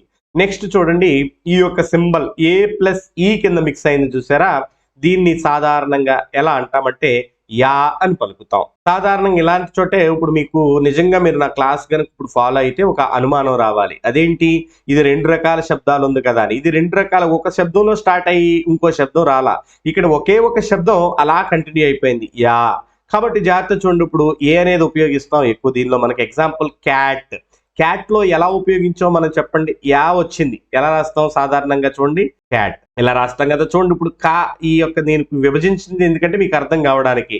మనకి క్యాన్ ఎలా రాస్తాం తెలుగులో, తెలుగు కనుక మీకు వస్తే ఆటోమేటిక్ ఎన్ అర్థమైపోతుంది. ఇక్ ప్లస్ ఏం రాస్తాం, యా. కాబట్టి ఇప్పుడు ఏమైంది, ఇది క్యా అయింది. కాబట్టి ఈ యా అనే శబ్దాన్ని ఇది చెప్తుంది కాబట్టి మనకి ఇది షార్ట్ ఓవెల్ కిందే వస్తుంది ఇది కూడా. నెక్స్ట్ చూసుకుంటే మనకి ఇన్వర్టెడ్ ఏదైతే వి ఉంటుందంటే తిరగవేసిన వి ఉంటుందో దీన్ని మనం ఎలా పిలుస్తామంటే తెలుగులో ఆ అని పిలుస్తాం. ఆ కాదు, ఆ అనేది ఏదైతే ఉంటుందో దాంతో మనం పిలుస్తాం. కాబట్టి దాని యొక్క గ్రాఫిమ్ మాక్సిమం కూడా ఎలా వస్తుందంటే యూతోను, అలాగే ఓతోను, ఓయుతో కూడా మనకు కొన్నిసార్లు వస్తుంది. కాబట్టి జాగ్రత్త చూడండి, మీకు ఒక ఐడియా ఇప్పటికే అనుమానం వచ్చి ఉండొచ్చు. యూతో ఫామ్ అయ్యి మనకి ఆ శబ్దం ఎలాగొస్తుంది, జాగ్రత్త చూడండి, కప్. కప్ అంటే ఎలా ఉంటుంది చూడండి, ఎలా రాస్తాం తెలుగులో మనం ఇలా రాస్తాం కప్ అని.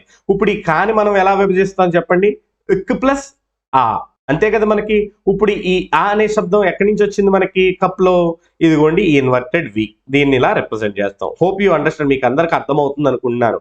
నెక్స్ట్ చూడండి, కొంచెం దీర్ఘం తీసిన ఆ, అంటే దీర్ఘం ఉంటుంది కానీ మళ్ళీ దాన్ని భయంకరంగా దీర్ఘంగా తీయం. కొంచెం ఆకి ఈ దీర్ఘం తీసే ఆకి మధ్యస్థంగా ఉంటుంది. సాధారణంగా అది ఎక్కడ ఉపయోగిస్తామంటే ఓ కూడా వస్తుంది, ఏ కూడా వస్తుంది. అంటే ఇవి వచ్చే చోట ఇది ఉంటుందని చెప్పట్లా, దీనికి ఏం ఉపయోగించవచ్చు అనేది చెప్తున్నాను. జాగ్రత్త చూడండి, పాట్. జాగ్రత్త చూడండి, పాట్. పాట్ అనేది ఎలా రాస్తుంది చెప్పండి, ఇలా రాస్తుంది పాట్. ఇది అరేంజ్ చేస్తే మీకు కొంచెం అర్థమవుతుంది. పాట్. ఈ పా అనేది ఎలా రాస్తాను చెప్పండి, ఉప్ ప్లస్ ఆ.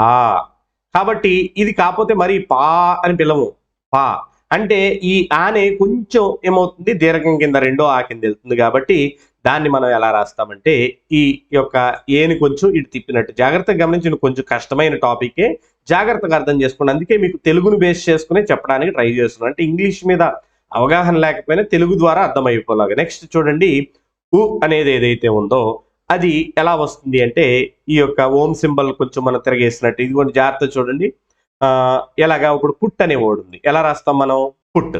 ఈ పు అనేది ఎలా మారుతుంది జాగ్రత్త చూడండి, ఉప్ ప్లస్ ఊ. కాబట్టి ఈ ఊ అనే శబ్దం ఎలా ఫామ్ అవుతుంది, ఇలా. కాబట్టి పుట్లో మనకి ఏం కనిపించింది, ఊ కనిపించింది. ఎగ్జాంపుల్ ట్రాన్స్క్రిప్షన్ ఇలా మనం అంటే యు ప్రదేశంలో ఎలా రాస్తాం అనేది, మిగతా పక్కే వదిలేసేయండి, అక్కడ ఏమున్నాయి అనేది వదిలేసేయండి కాసేపు. నెక్స్ట్ దీనిలోనే షార్ట్ ఓవెల్లో ఇందాకే చెప్పాను కదా శ్వా అని. ఈ యొక్క శ్వా ఏంటి అంటే ఈ యొక్క ఆ నేను ఇచ్చాను కానీ దీని యొక్క ఈ ఆ అనేది పలకడానికి ఎంతో కొంత మీరు ఏం చేస్తున్నారంటే ఆ అని కొంచెం కలుపుతున్నారు. కొంచెం స్ట్రెస్ పెట్టడం అంటే కొంచెం ఎంతో కొంత మీరు ఉపయోగిస్తున్నారు. కానీ ఈ శ్వాలో ఏదైతే దీన్ని మన శ్వా అంటామో దీన్ని మన శ్వా అని పిలుస్తాం. ఇది ఎలా ఉంటుందంటే ఏ వాడతాం, కొన్నిసార్లు ఈ వాడతాం, కొన్నిసార్లు ఓ వాడతాం, ఈఆర్ కూడా కొన్నిసార్లు వాడతాం. ఇప్పుడు ఫర్ ఎగ్జాంపుల్ చూడండి, అబౌట్. ఇప్పుడు చూడండి ఎన్ని చోట్ల వచ్చింది. ఇప్పుడు మనకి ఈ స్టార్టింగ్ లో అబౌట్ లోకి వచ్చేసరికి మనం సాధారణంగా అబౌట్ అంటాం, కాదు అది సాధారణంగా అబౌట్ అని అలా మాట్లాడతాం. కాబట్టి లేదు, బనానా అనే వర్డ్ తీసుకున్నారనుకోండి, BANANA. దీనిలో ఈఏ వచ్చేసరికి బనానా అంటాం. ఈ నాకి పక్కన వచ్చేసరికి కొంచెం ఆ పలికాం కానీ ఇది స్కిప్ చేసినట్టే ఉంటుంది, పలికి పలకనట్టుగా వెళ్ళిపోతాం. ఇలాంటి ప్రదేశాల్లో ఉపయోగించే ఈ అ అనే శబ్దాన్ని శ్వా అని పిలుస్తాం. అంటే అత్యంత షార్ట్ సౌండ్ తో, అందుకే దాన్ని ఇందాకే మీకు చెప్పాను లేజియెస్ట్ సౌండ్ అని చెప్పాను, అలా అర్థం చేసుకోండి. నెక్స్ట్ చూసుకుంటే మనం ఈ లాంగ్ ఓవెల్స్ ఏవైతే ఉన్నాయో ఈ లాంగ్ ఓవెల్స్ మనం మొత్తం 5 అనుకున్నాం. ముందు మనం అవి ఓవెల్స్ ఏంటో చూసి ఆ తర్వాత వాటిని ఎలా రాయాలనే ట్రాన్స్క్రిప్షన్ చూద్దాం. ఒకసారి జాగ్రత్తగా గమనించండి. ఈ అనే ఒక లాంగ్ ఓవెల్, ఆ అనే ఒక లాంగ్ ఓవెల్, ఓ అనే ఒక లాంగ్ ఓవెల్, ఊ అనే ఒక లాంగ్ ఓవెల్, అలాగే అర్ అనే ఒక లాంగ్ వోవెల్స్ ని కూడా మనం లాంగ్ వోవెల్స్ కింద చూస్తాం. వీటిని ఎలా ఉపయోగిస్తాం అనేది కొంచెం ఫాస్ట్ గా చెప్తాను, జాగ్రత్త చూడండి. ఇదిగోండి ఎలా రాయాలి అనేది నేను ఇచ్చేసాను ఆల్రెడీ మీకు. ఈ స్లాషెస్ మధ్యలో ఎందుకు ఉంటుంది? మనం 2 రకాలుగా ట్రాన్స్క్రిప్షన్ రాస్తాం. మనకు ముఖ్యమైనది ఏంటో చెప్పాను, దాని ప్రకారం స్లాషెస్ తో రాస్తాం. అంటే ఓన్లీ దాని యొక్క ఫొనీమ్ రాసేదాన్ని, అంటే దాని యొక్క ట్రాన్స్క్రిప్షన్ రాస్తే దాని స్లాషెస్ తోను, లేదు దాని యొక్క మీనింగ్, దాని యొక్క వివిధ రకాల రూపాలు రాస్తేనేమో ఆ యొక్క బ్రాకెట్స్ లోను ఉపయోగించి రాస్తామని చెప్పాం, అవసరం లేదు. కాబట్టి ఇప్పుడు చూడండి, సాధారణంగా ఈ యొక్క ఈ అనే దాన్ని ఎలా రాస్తారంటే ఐ రాసి 2 చుక్కలు పక్కన పెడతాం. ఇప్పుడు మీకు ఒక అనుమానం రావచ్చు, ఈ పక్కన ఏదైతే చుక్కలు పెట్టామో జూమ్ చేస్తాను చూడండి ఒకసారి. ఇవి ట్రయాంగిల్ షేప్ లోనే రాయాలా, లేకపోతే మనం ఇలా రౌండ్స్ కూడా రాయొచ్చు అంటే మనం రౌండ్స్ గా కూడా రాయొచ్చు. కాకపోతే దీని యొక్క ఒరిజినల్ స్టైల్ ఏదైతే ఉందో ఈ స్మైలీ లాగా, అంటే ఒక ట్రయాంగిల్ కిందకి ఒక ట్రయాంగిల్ పైకి అన్నట్లుందో, ఇది దీని యొక్క ఒరిజినల్ స్టైలు. మనం దాన్ని రౌండెడ్ గా కూడా రాయొచ్చు, అది అంత పెద్ద ప్రాబ్లం ఏమీ కాదు. ఇప్పుడు ఒకదాని తర్వాత ఒకటి చూద్దాం. ఈ అనేది ఇలా రాస్తాం. ఇది సాధారణంగా గ్రాఫిమ్ మీరు అర్థం చేసుకోండి. ఈ డబల్ ఈ లేదా ఈఏ లేకపోతే ఈ ఐ ఇలాంటివి ఉపయోగిస్తాం. ఈ ట్రీ అని వచ్చేసరికి ఈ ట్రీ ఎలా పిలుస్తాం, దీన్ని మనం ట్రీ అని పిలుస్తాం. ఇప్పుడు మీకు అర్థం కావడానికి ఈ రీ అనేది ఏదైతే ఉందో ట్రీ, దీన్ని తెలుగులో ఎలా రాస్తాం, ట్ ప్లస్ ర్ కూడా వచ్చింది, దాని తర్వాత ఈ అనేది వచ్చింది. ఇప్పుడు ఈ అనేది ఎలా రాస్తాం, ఇలా రాస్తాం. నెక్స్ట్ ఆ వచ్చేసరికి ఏ ఆడతాం, కొన్నిసార్లు ఏఆర్ కూడా వాడతాం. ఎలాగో చూడండి ఒకసారి. ఫాదర్, ఇప్పుడు చూడండి ఫాదర్. ఇప్పుడు ఫా ఆ ఎలా వచ్చింది, ఇక్కడ ఫాదర్లు ఎలా వచ్చింది చూడండి ఒకసారి. ఇలా ఏ దీని పక్కన 2 చుక్కలు పెట్టినట్టు వచ్చింది. నెక్స్ట్ ఓ, ఓని ఎలా రాస్తాం, ఇలా రిప్రజెంట్ చేస్తాం. మీకు అర్థం కావడానికి దీని యొక్క ట్రాన్స్క్రిప్షన్ కూడా తెలుగులో చూపిస్తాను, ఫాస్ట్ గా అర్థం చేసుకోవడానికి ట్రై చేయండి, ఎందుకంటే ఇప్పటికే లెంత్ ఎక్కువైంది కాబట్టి. ఈ ఓ అనేది ఎలా వస్తుంది, ఇప్పుడు డోర్ అనేది ఉంది, ఇప్పుడు మనం డోర్ లోనే కదా ఓ రాస్తుంది. ఇప్పుడు డో అనేది ఎలా మారుస్తుంది, జాగ్రత్తగా చూడండి. డో ఎలా మారింది, డ్ ప్లస్ చెప్పాలి ఓ, ఈ ఓ అనేది ఏమైంది, ఇప్పుడు ఇలా రాస్తా ఉంటాం. నెక్స్ట్ ఊ, ఊ వచ్చింది. షూ, షూకి వచ్చేసరికి జాగ్రత్త చెప్పండి, ఇక్కడ షూ ఈ ఎస్హెచ్ ని కన్సిడర్ చేయకండి. ఈ ఓఈ అనేది ఏదైతే ఊ కింద ఉందో, ఇప్పుడు షూ, షూ, ఈ షూని ఎలా రాశారు, ష్ ప్లస్ ఊ. కాబట్టి షుని ఎలా పలుకుతాం అనేది మనం డిఫ్థాంగ్స్ లో తర్వాత నెక్స్ట్ చూసినప్పుడు కాన్సనెంట్ సౌండ్స్ వాటిలో చూద్దాం. ఈ ఊ కాన్సనెంట్ సౌండ్స్ లో చూద్దాం. ఈ ఊ అనేది ఇక్కడ వచ్చింది కాబట్టి ఇలా మెన్షన్ చేస్తాం. నెక్స్ట్ చూడండి అర్, ఈ అర్ అనేది ఏమైందో జాగ్రత్తగా చూడండి. ఐఆర్, ఈఆర్, యుఆర్, ఓఆర్ ఇలాంటివన్నీ వచ్చినప్పుడు వస్తుంది. ఈ యొక్క దీన్ని మనం లాంగ్ అర్ ఏదైతే చేస్తామంటే బర్డ్, ఈ యొక్క ఐఆర్ ఏదైతే ఉందో దీన్ని మనం ఎలా రిప్రజెంట్ చేస్తామంటే ఈ 3 రాసి 2 చుక్కలు రాస్తా ఉంటాం. ఇప్పుడు మనకి ఈ షార్ట్ అలాగే లాంగ్ వోవెల్స్ అయిపోయింది. ఇప్పుడు దీనిలో మనం డిఫ్థాంగ్స్ లోకి వెళ్ళిపోదాం. డిఫ్థాంగ్స్ మొత్తం 8 ఉన్నాయి, ఫాస్ట్ గా చెప్పడానికి ట్రై చేస్తాను, జాగ్రత్తగా చూడండి. ఈ ఈఐ, ఇప్పుడు మనకి డిఫ్థాంగ్స్ అంటే ఏమనుకున్నాం, ఒక దాంతో స్టార్ట్ అవుతుంది, ఇంకో దాంతో ఏమవుతుంది, గ్లైడ్ అవుతుంది, గ్లైడింగ్ వోవెల్స్ అనుకున్నాం. కాబట్టి చూడండి ఏ, ఇప్పుడు ఎక్కడ వచ్చింది, ఇది మనకి డే అని వచ్చింది చూసారా, మనం సాధారణంగా డే, కాబట్టి ఈ ఏ అనే సౌండ్ వచ్చింది కాబట్టి ఇది ఇలా రాస్తాం. నెక్స్ట్ ఏఐ ఏదైతే ఉందో ఐ, ఇప్పుడు చూడండి మై, మై అంటే ప్లస్ ఐ అని వచ్చింది కాబట్టి ఇక్కడ ఐ అనేది ఫామ్ అయింది. నెక్స్ట్ ఓయ్, దీని ఈ సింబల్స్ ని మనం గుర్తుపెట్టుకోవాల్సిందే. చూడండి బాయ్ అంటాం సాధారణంగా బాయ్, కాబట్టి ఓయ్ అనేది వచ్చింది బా పక్కన. నెక్స్ట్ ఔ, ఔ ఎక్కడ వచ్చింది మనకు, అది కౌ అనే దానిలో వచ్చింది. నెక్స్ట్ ఓ, ఈ ఓ అనేది ఎక్కడ వచ్చింది, గో, గో. కాబట్టి ఇక్కడ మనకి ఉపయోగించాల్సింది ఏంటి అంటే, ఇప్పుడు మీరు కాన్సనెంట్ సౌండ్స్ వదిలేయండి, ఇక్కడ జీ ఉందా, కే ఉందా, బి ఉందా వదిలేయండి, వీటిని ఎలా రిప్రజెంట్ చేస్తున్నాం అన్నది మాత్రమే నేర్చుకోండి. అంటే ఇక్కడ ఏదైతే రాసామో దీన్ని నేర్చుకోండి. నెక్స్ట్ ఇయా, ఇయా అంటే ఈతో స్టార్ట్ అయింది, ఇయాతో ఎండ్ అయింది. ఎక్కడ ఇయర్, నియర్, టియర్, డియర్ ఇలాంటి అన్నిటి చోట్ల వస్తుంది కాబట్టి వీటిని ఎలా మెన్షన్ చేస్తున్నారు, ఎలా రిప్రజెంట్ చేస్తున్నారు చూడండి.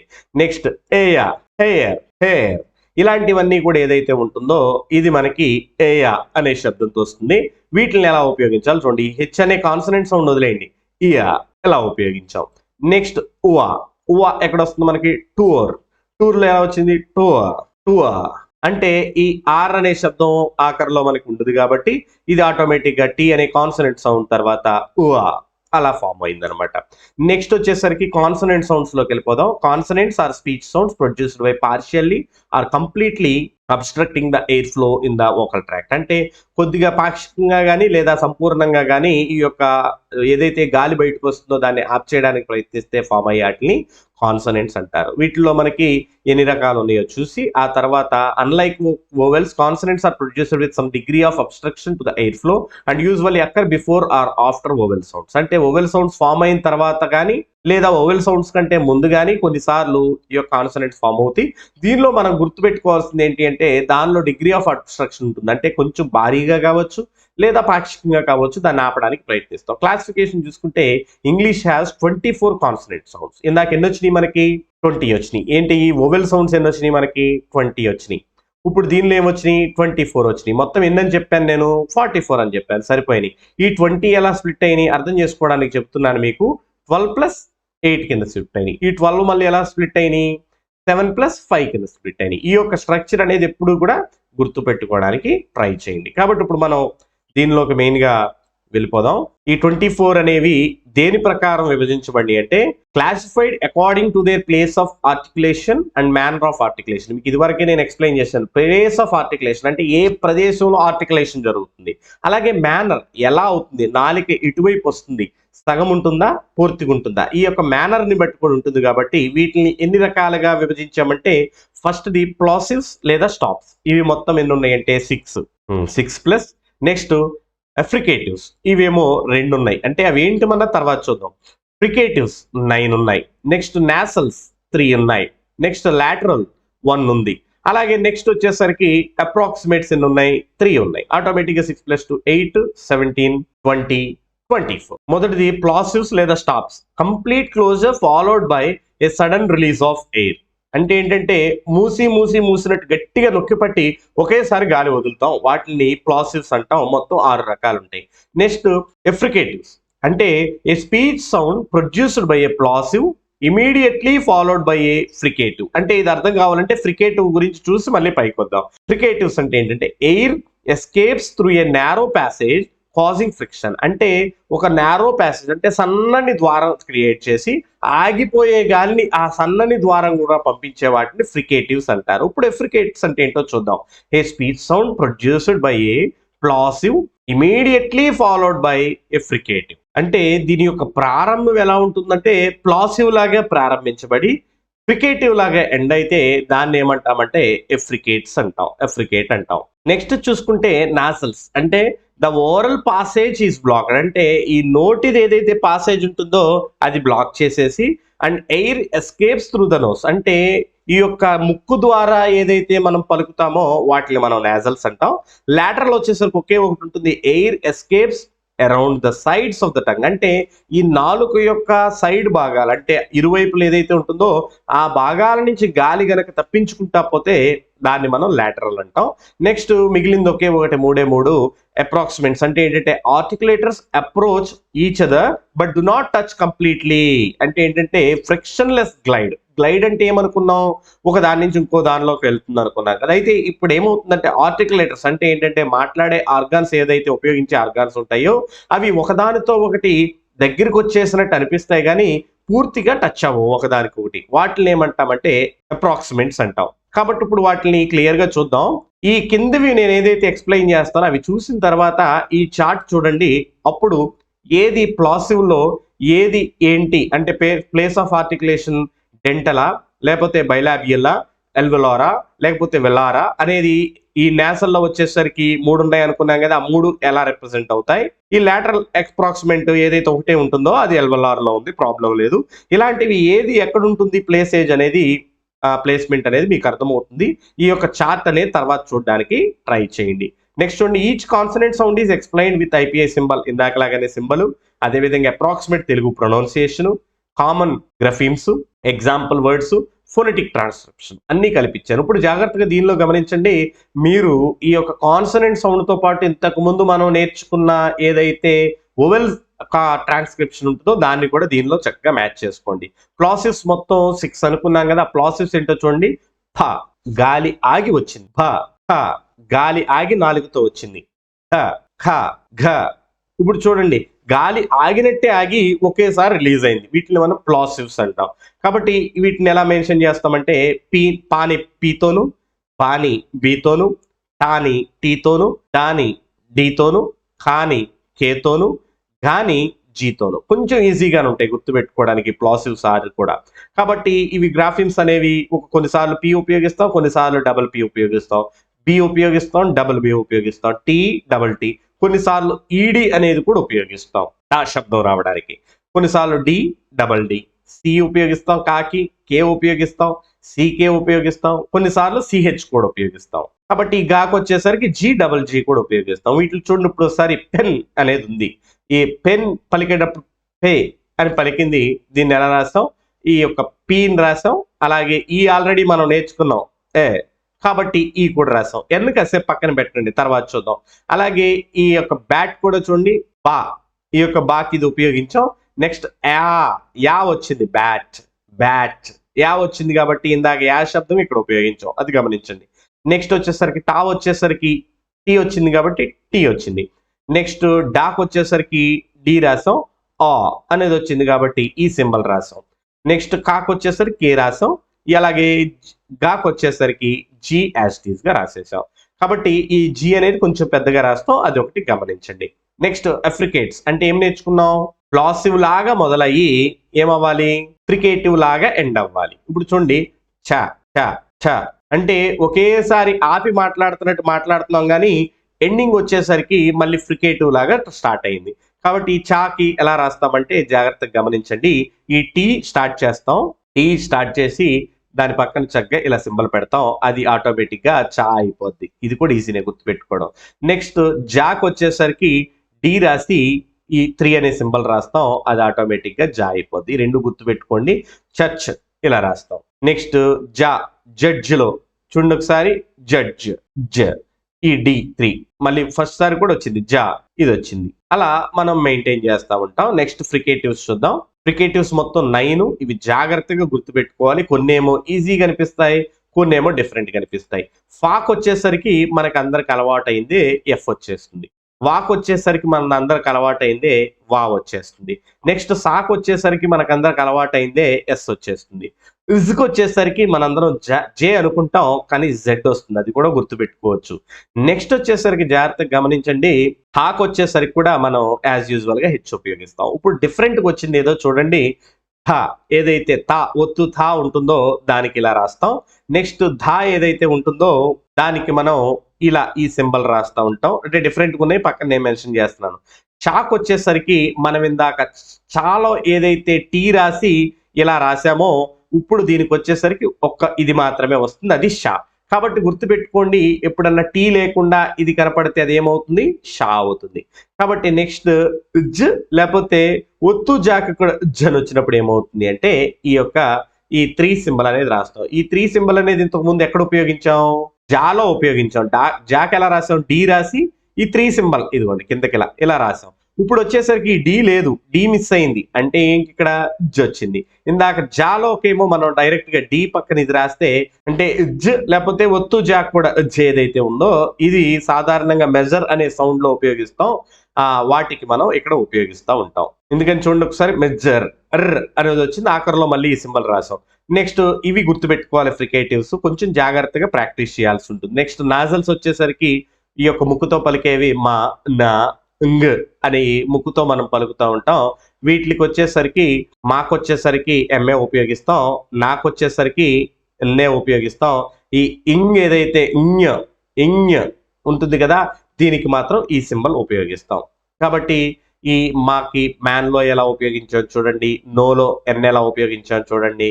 ఈ ఇంగ్ ఏదైతే ఉందో సింగ్ ఇంగ్ లేకపోతే ఇంగ్ ఇలా వచ్చినప్పుడు మనం ఏం చేస్తాం? ఈ ఎన్ సింబల్ అనేది డిఫరెంట్ గా రాస్తాం. నెక్స్ట్ లాటరల్ అంటే ఏం నేర్చుకున్నాం మనం? Air escapes through the side, అంటే నాలుక యొక్క అటు ఇటు భాగాల నుంచి ఏం చేస్తుంది? ఎయిర్ అనేది ఎస్కేప్ అవడానికి ట్రై చేస్తుంది. ఇప్పుడు లాకి ఎల్ అనే రాస్తాం, కాదండం లేదు. ఇది లాటరల్ అనే సంగతి జాగ్రత్తగా అర్థం చేసుకోండి. లెగ్ ఇప్పుడు ఏమైందంటే గాలి మీరు పక్క నుంచి గమనిస్తే పక్క నుంచి వచ్చేస్తుంది మనకి ఈ యొక్క నాలుగు దగ్గర నుంచి, కాబట్టి అలా ఉపయోగిస్తాం. నెక్స్ట్ అప్రాక్సిమేట్స్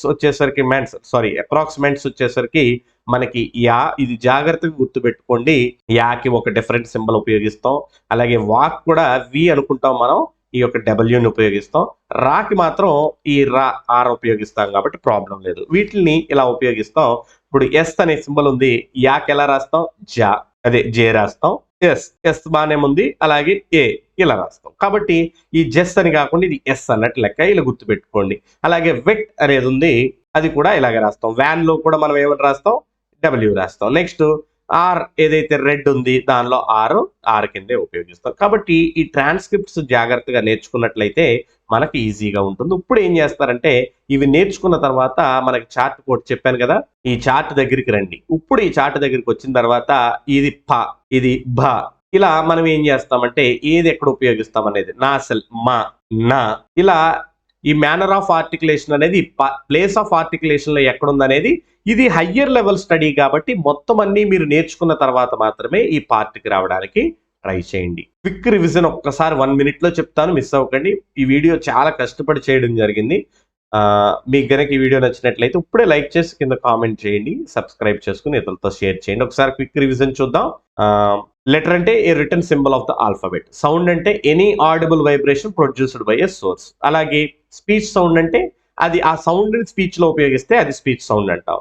ఆర్టికులేటర్ అంటే ఉపయోగించే ఆర్గాన్. వోకల్ ట్రాక్ట్ అంటే ఈ యొక్క ఎయిర్ ఎక్కడి నుంచి అయితే పాస్ అవుతుందో ఆ యొక్క ఎయిర్ పాస్ అయ్యే ఏదైతే స్పీచ్ రావడానికి పాస్ అవుతుందో లారింగ్స్ నుంచి లిప్స్ నోస్ వరకు ఈ యొక్క ట్రాక్ మొత్తాన్ని వోకల్ ట్రాక్ అంటారు. నెక్స్ట్ ఎయిర్ స్ట్రీమ్ మెకానిజం అంటే గాలి ఎక్కడి నుంచి మొదలై ఎక్కడి వరకు ఎండ్ అవుతుంది అనేది నేర్చుకున్నాం. నెక్స్ట్ ప్లేస్ ఆఫ్ ఆర్టికులేషన్ అంటే ఈ ఆర్టికులేషన్ ఎక్కడైతే జరుగుతుందో దాని ప్లేస్ ఆఫ్ ఆర్టికులేషన్. ఆర్టికులేషన్ ఎలా జరుగుతుందో చెప్తే దాని మేనర్ ఆఫ్ ఆర్టికులేషన్. గ్రఫీమ్ అంటేనేమో a written letter or a combination of letter representing a speech sound. Speech sound ని రిప్రజెంట్ చేసే ఆల్ఫాబెటికల్ ఏదైతే ఫామ్ ఉంటుందో దాన్ని మనం గ్రఫీమ్ అని. ఐపీ అంటే ఇంటర్నేషనల్ ఫొనెటిక్ ఆల్ఫాబెట్ అంటే ఏంటో నేర్చుకున్నాం. ఓవెల్ అంటే ఏంటి, కాన్సనెంట్ అంటే నేర్చుకున్నాం. ఇక్కడ ఓవెల్ సౌండ్, సారీ ఓవెల్ కాదు, ఇక్కడ రాయాల్సింది ఓవెల్ సౌండ్, అక్కడ రాయాల్సింది కాన్సనెంట్ సౌండ్. కాబట్టి దాని యొక్క ఎక్స్ప్లెనేషన్ కూడా చూసుకున్నాం. ఈ వీడియోలో మనం ఇంట్రడక్షన్ నేర్చుకున్నాం, బేసిక్ కాన్సెప్ట్స్ నేర్చుకున్నాం, organs of speech, place of articulation, air stream mechanism, place of articulation తో పాటు మేనర్స్ ఆఫ్ ఆర్టికులేషన్ కూడా నేర్చుకున్నాం. కింద ఓవెల్ సౌండ్స్ ఎన్ని రకాలుగా డిఫైన్ అయింది ఒక్కసారి ఇక్కడ మాత్రం మీరు మర్చిపోవద్దు. 12+8 కింద డివైడ్ అయింది. ఈ 12 మళ్ళీ ఎలా డివైడ్ అయింది చెప్పాలి, 7+5 కింద డివైడ్ అయింది. ఈ కాన్సనెంట్ సౌండ్స్ వచ్చేసరికి మొత్తం 24 డిఫరెంట్ విధాలుగా మనకి డివైడ్ అయింది. కాబట్టి ఇంతటితో డే 26 లో మనకి ఫొనెటిక్స్ పార్ట్ 1 కంప్లీట్ అయింది. ఇంకా 1 లేదా 2 పార్ట్స్ లో మనం కంప్లీట్ చేయడానికి ట్రై చేద్దాం. Hope this video is useful to you. Like చేసి సబ్స్క్రైబ్ చేసుకుని ఇతరులతో షేర్ చేసుకోవడం మర్చిపోవద్దు. అలాగే ప్రిపరేషన్ గ్రూప్ లింక్ కింద ఇవ్వబడింది, దానిలో జాయిన్ అవ్వండి. అలాగే నా యొక్క ఇన్స్టాగ్రామ్ అకౌంట్, అందుతో పాటే మనకు వాట్సాప్ ఛానల్ ఏదైతే ఉందో దానిలో కూడా జాయిన్ అయితే క్విజెస్ అనేవి కండక్ట్ చేయబడతాయి. నెక్స్ట్ వీడియోలో మళ్ళీ కలుసుకుందాం. Till then take care, bye by.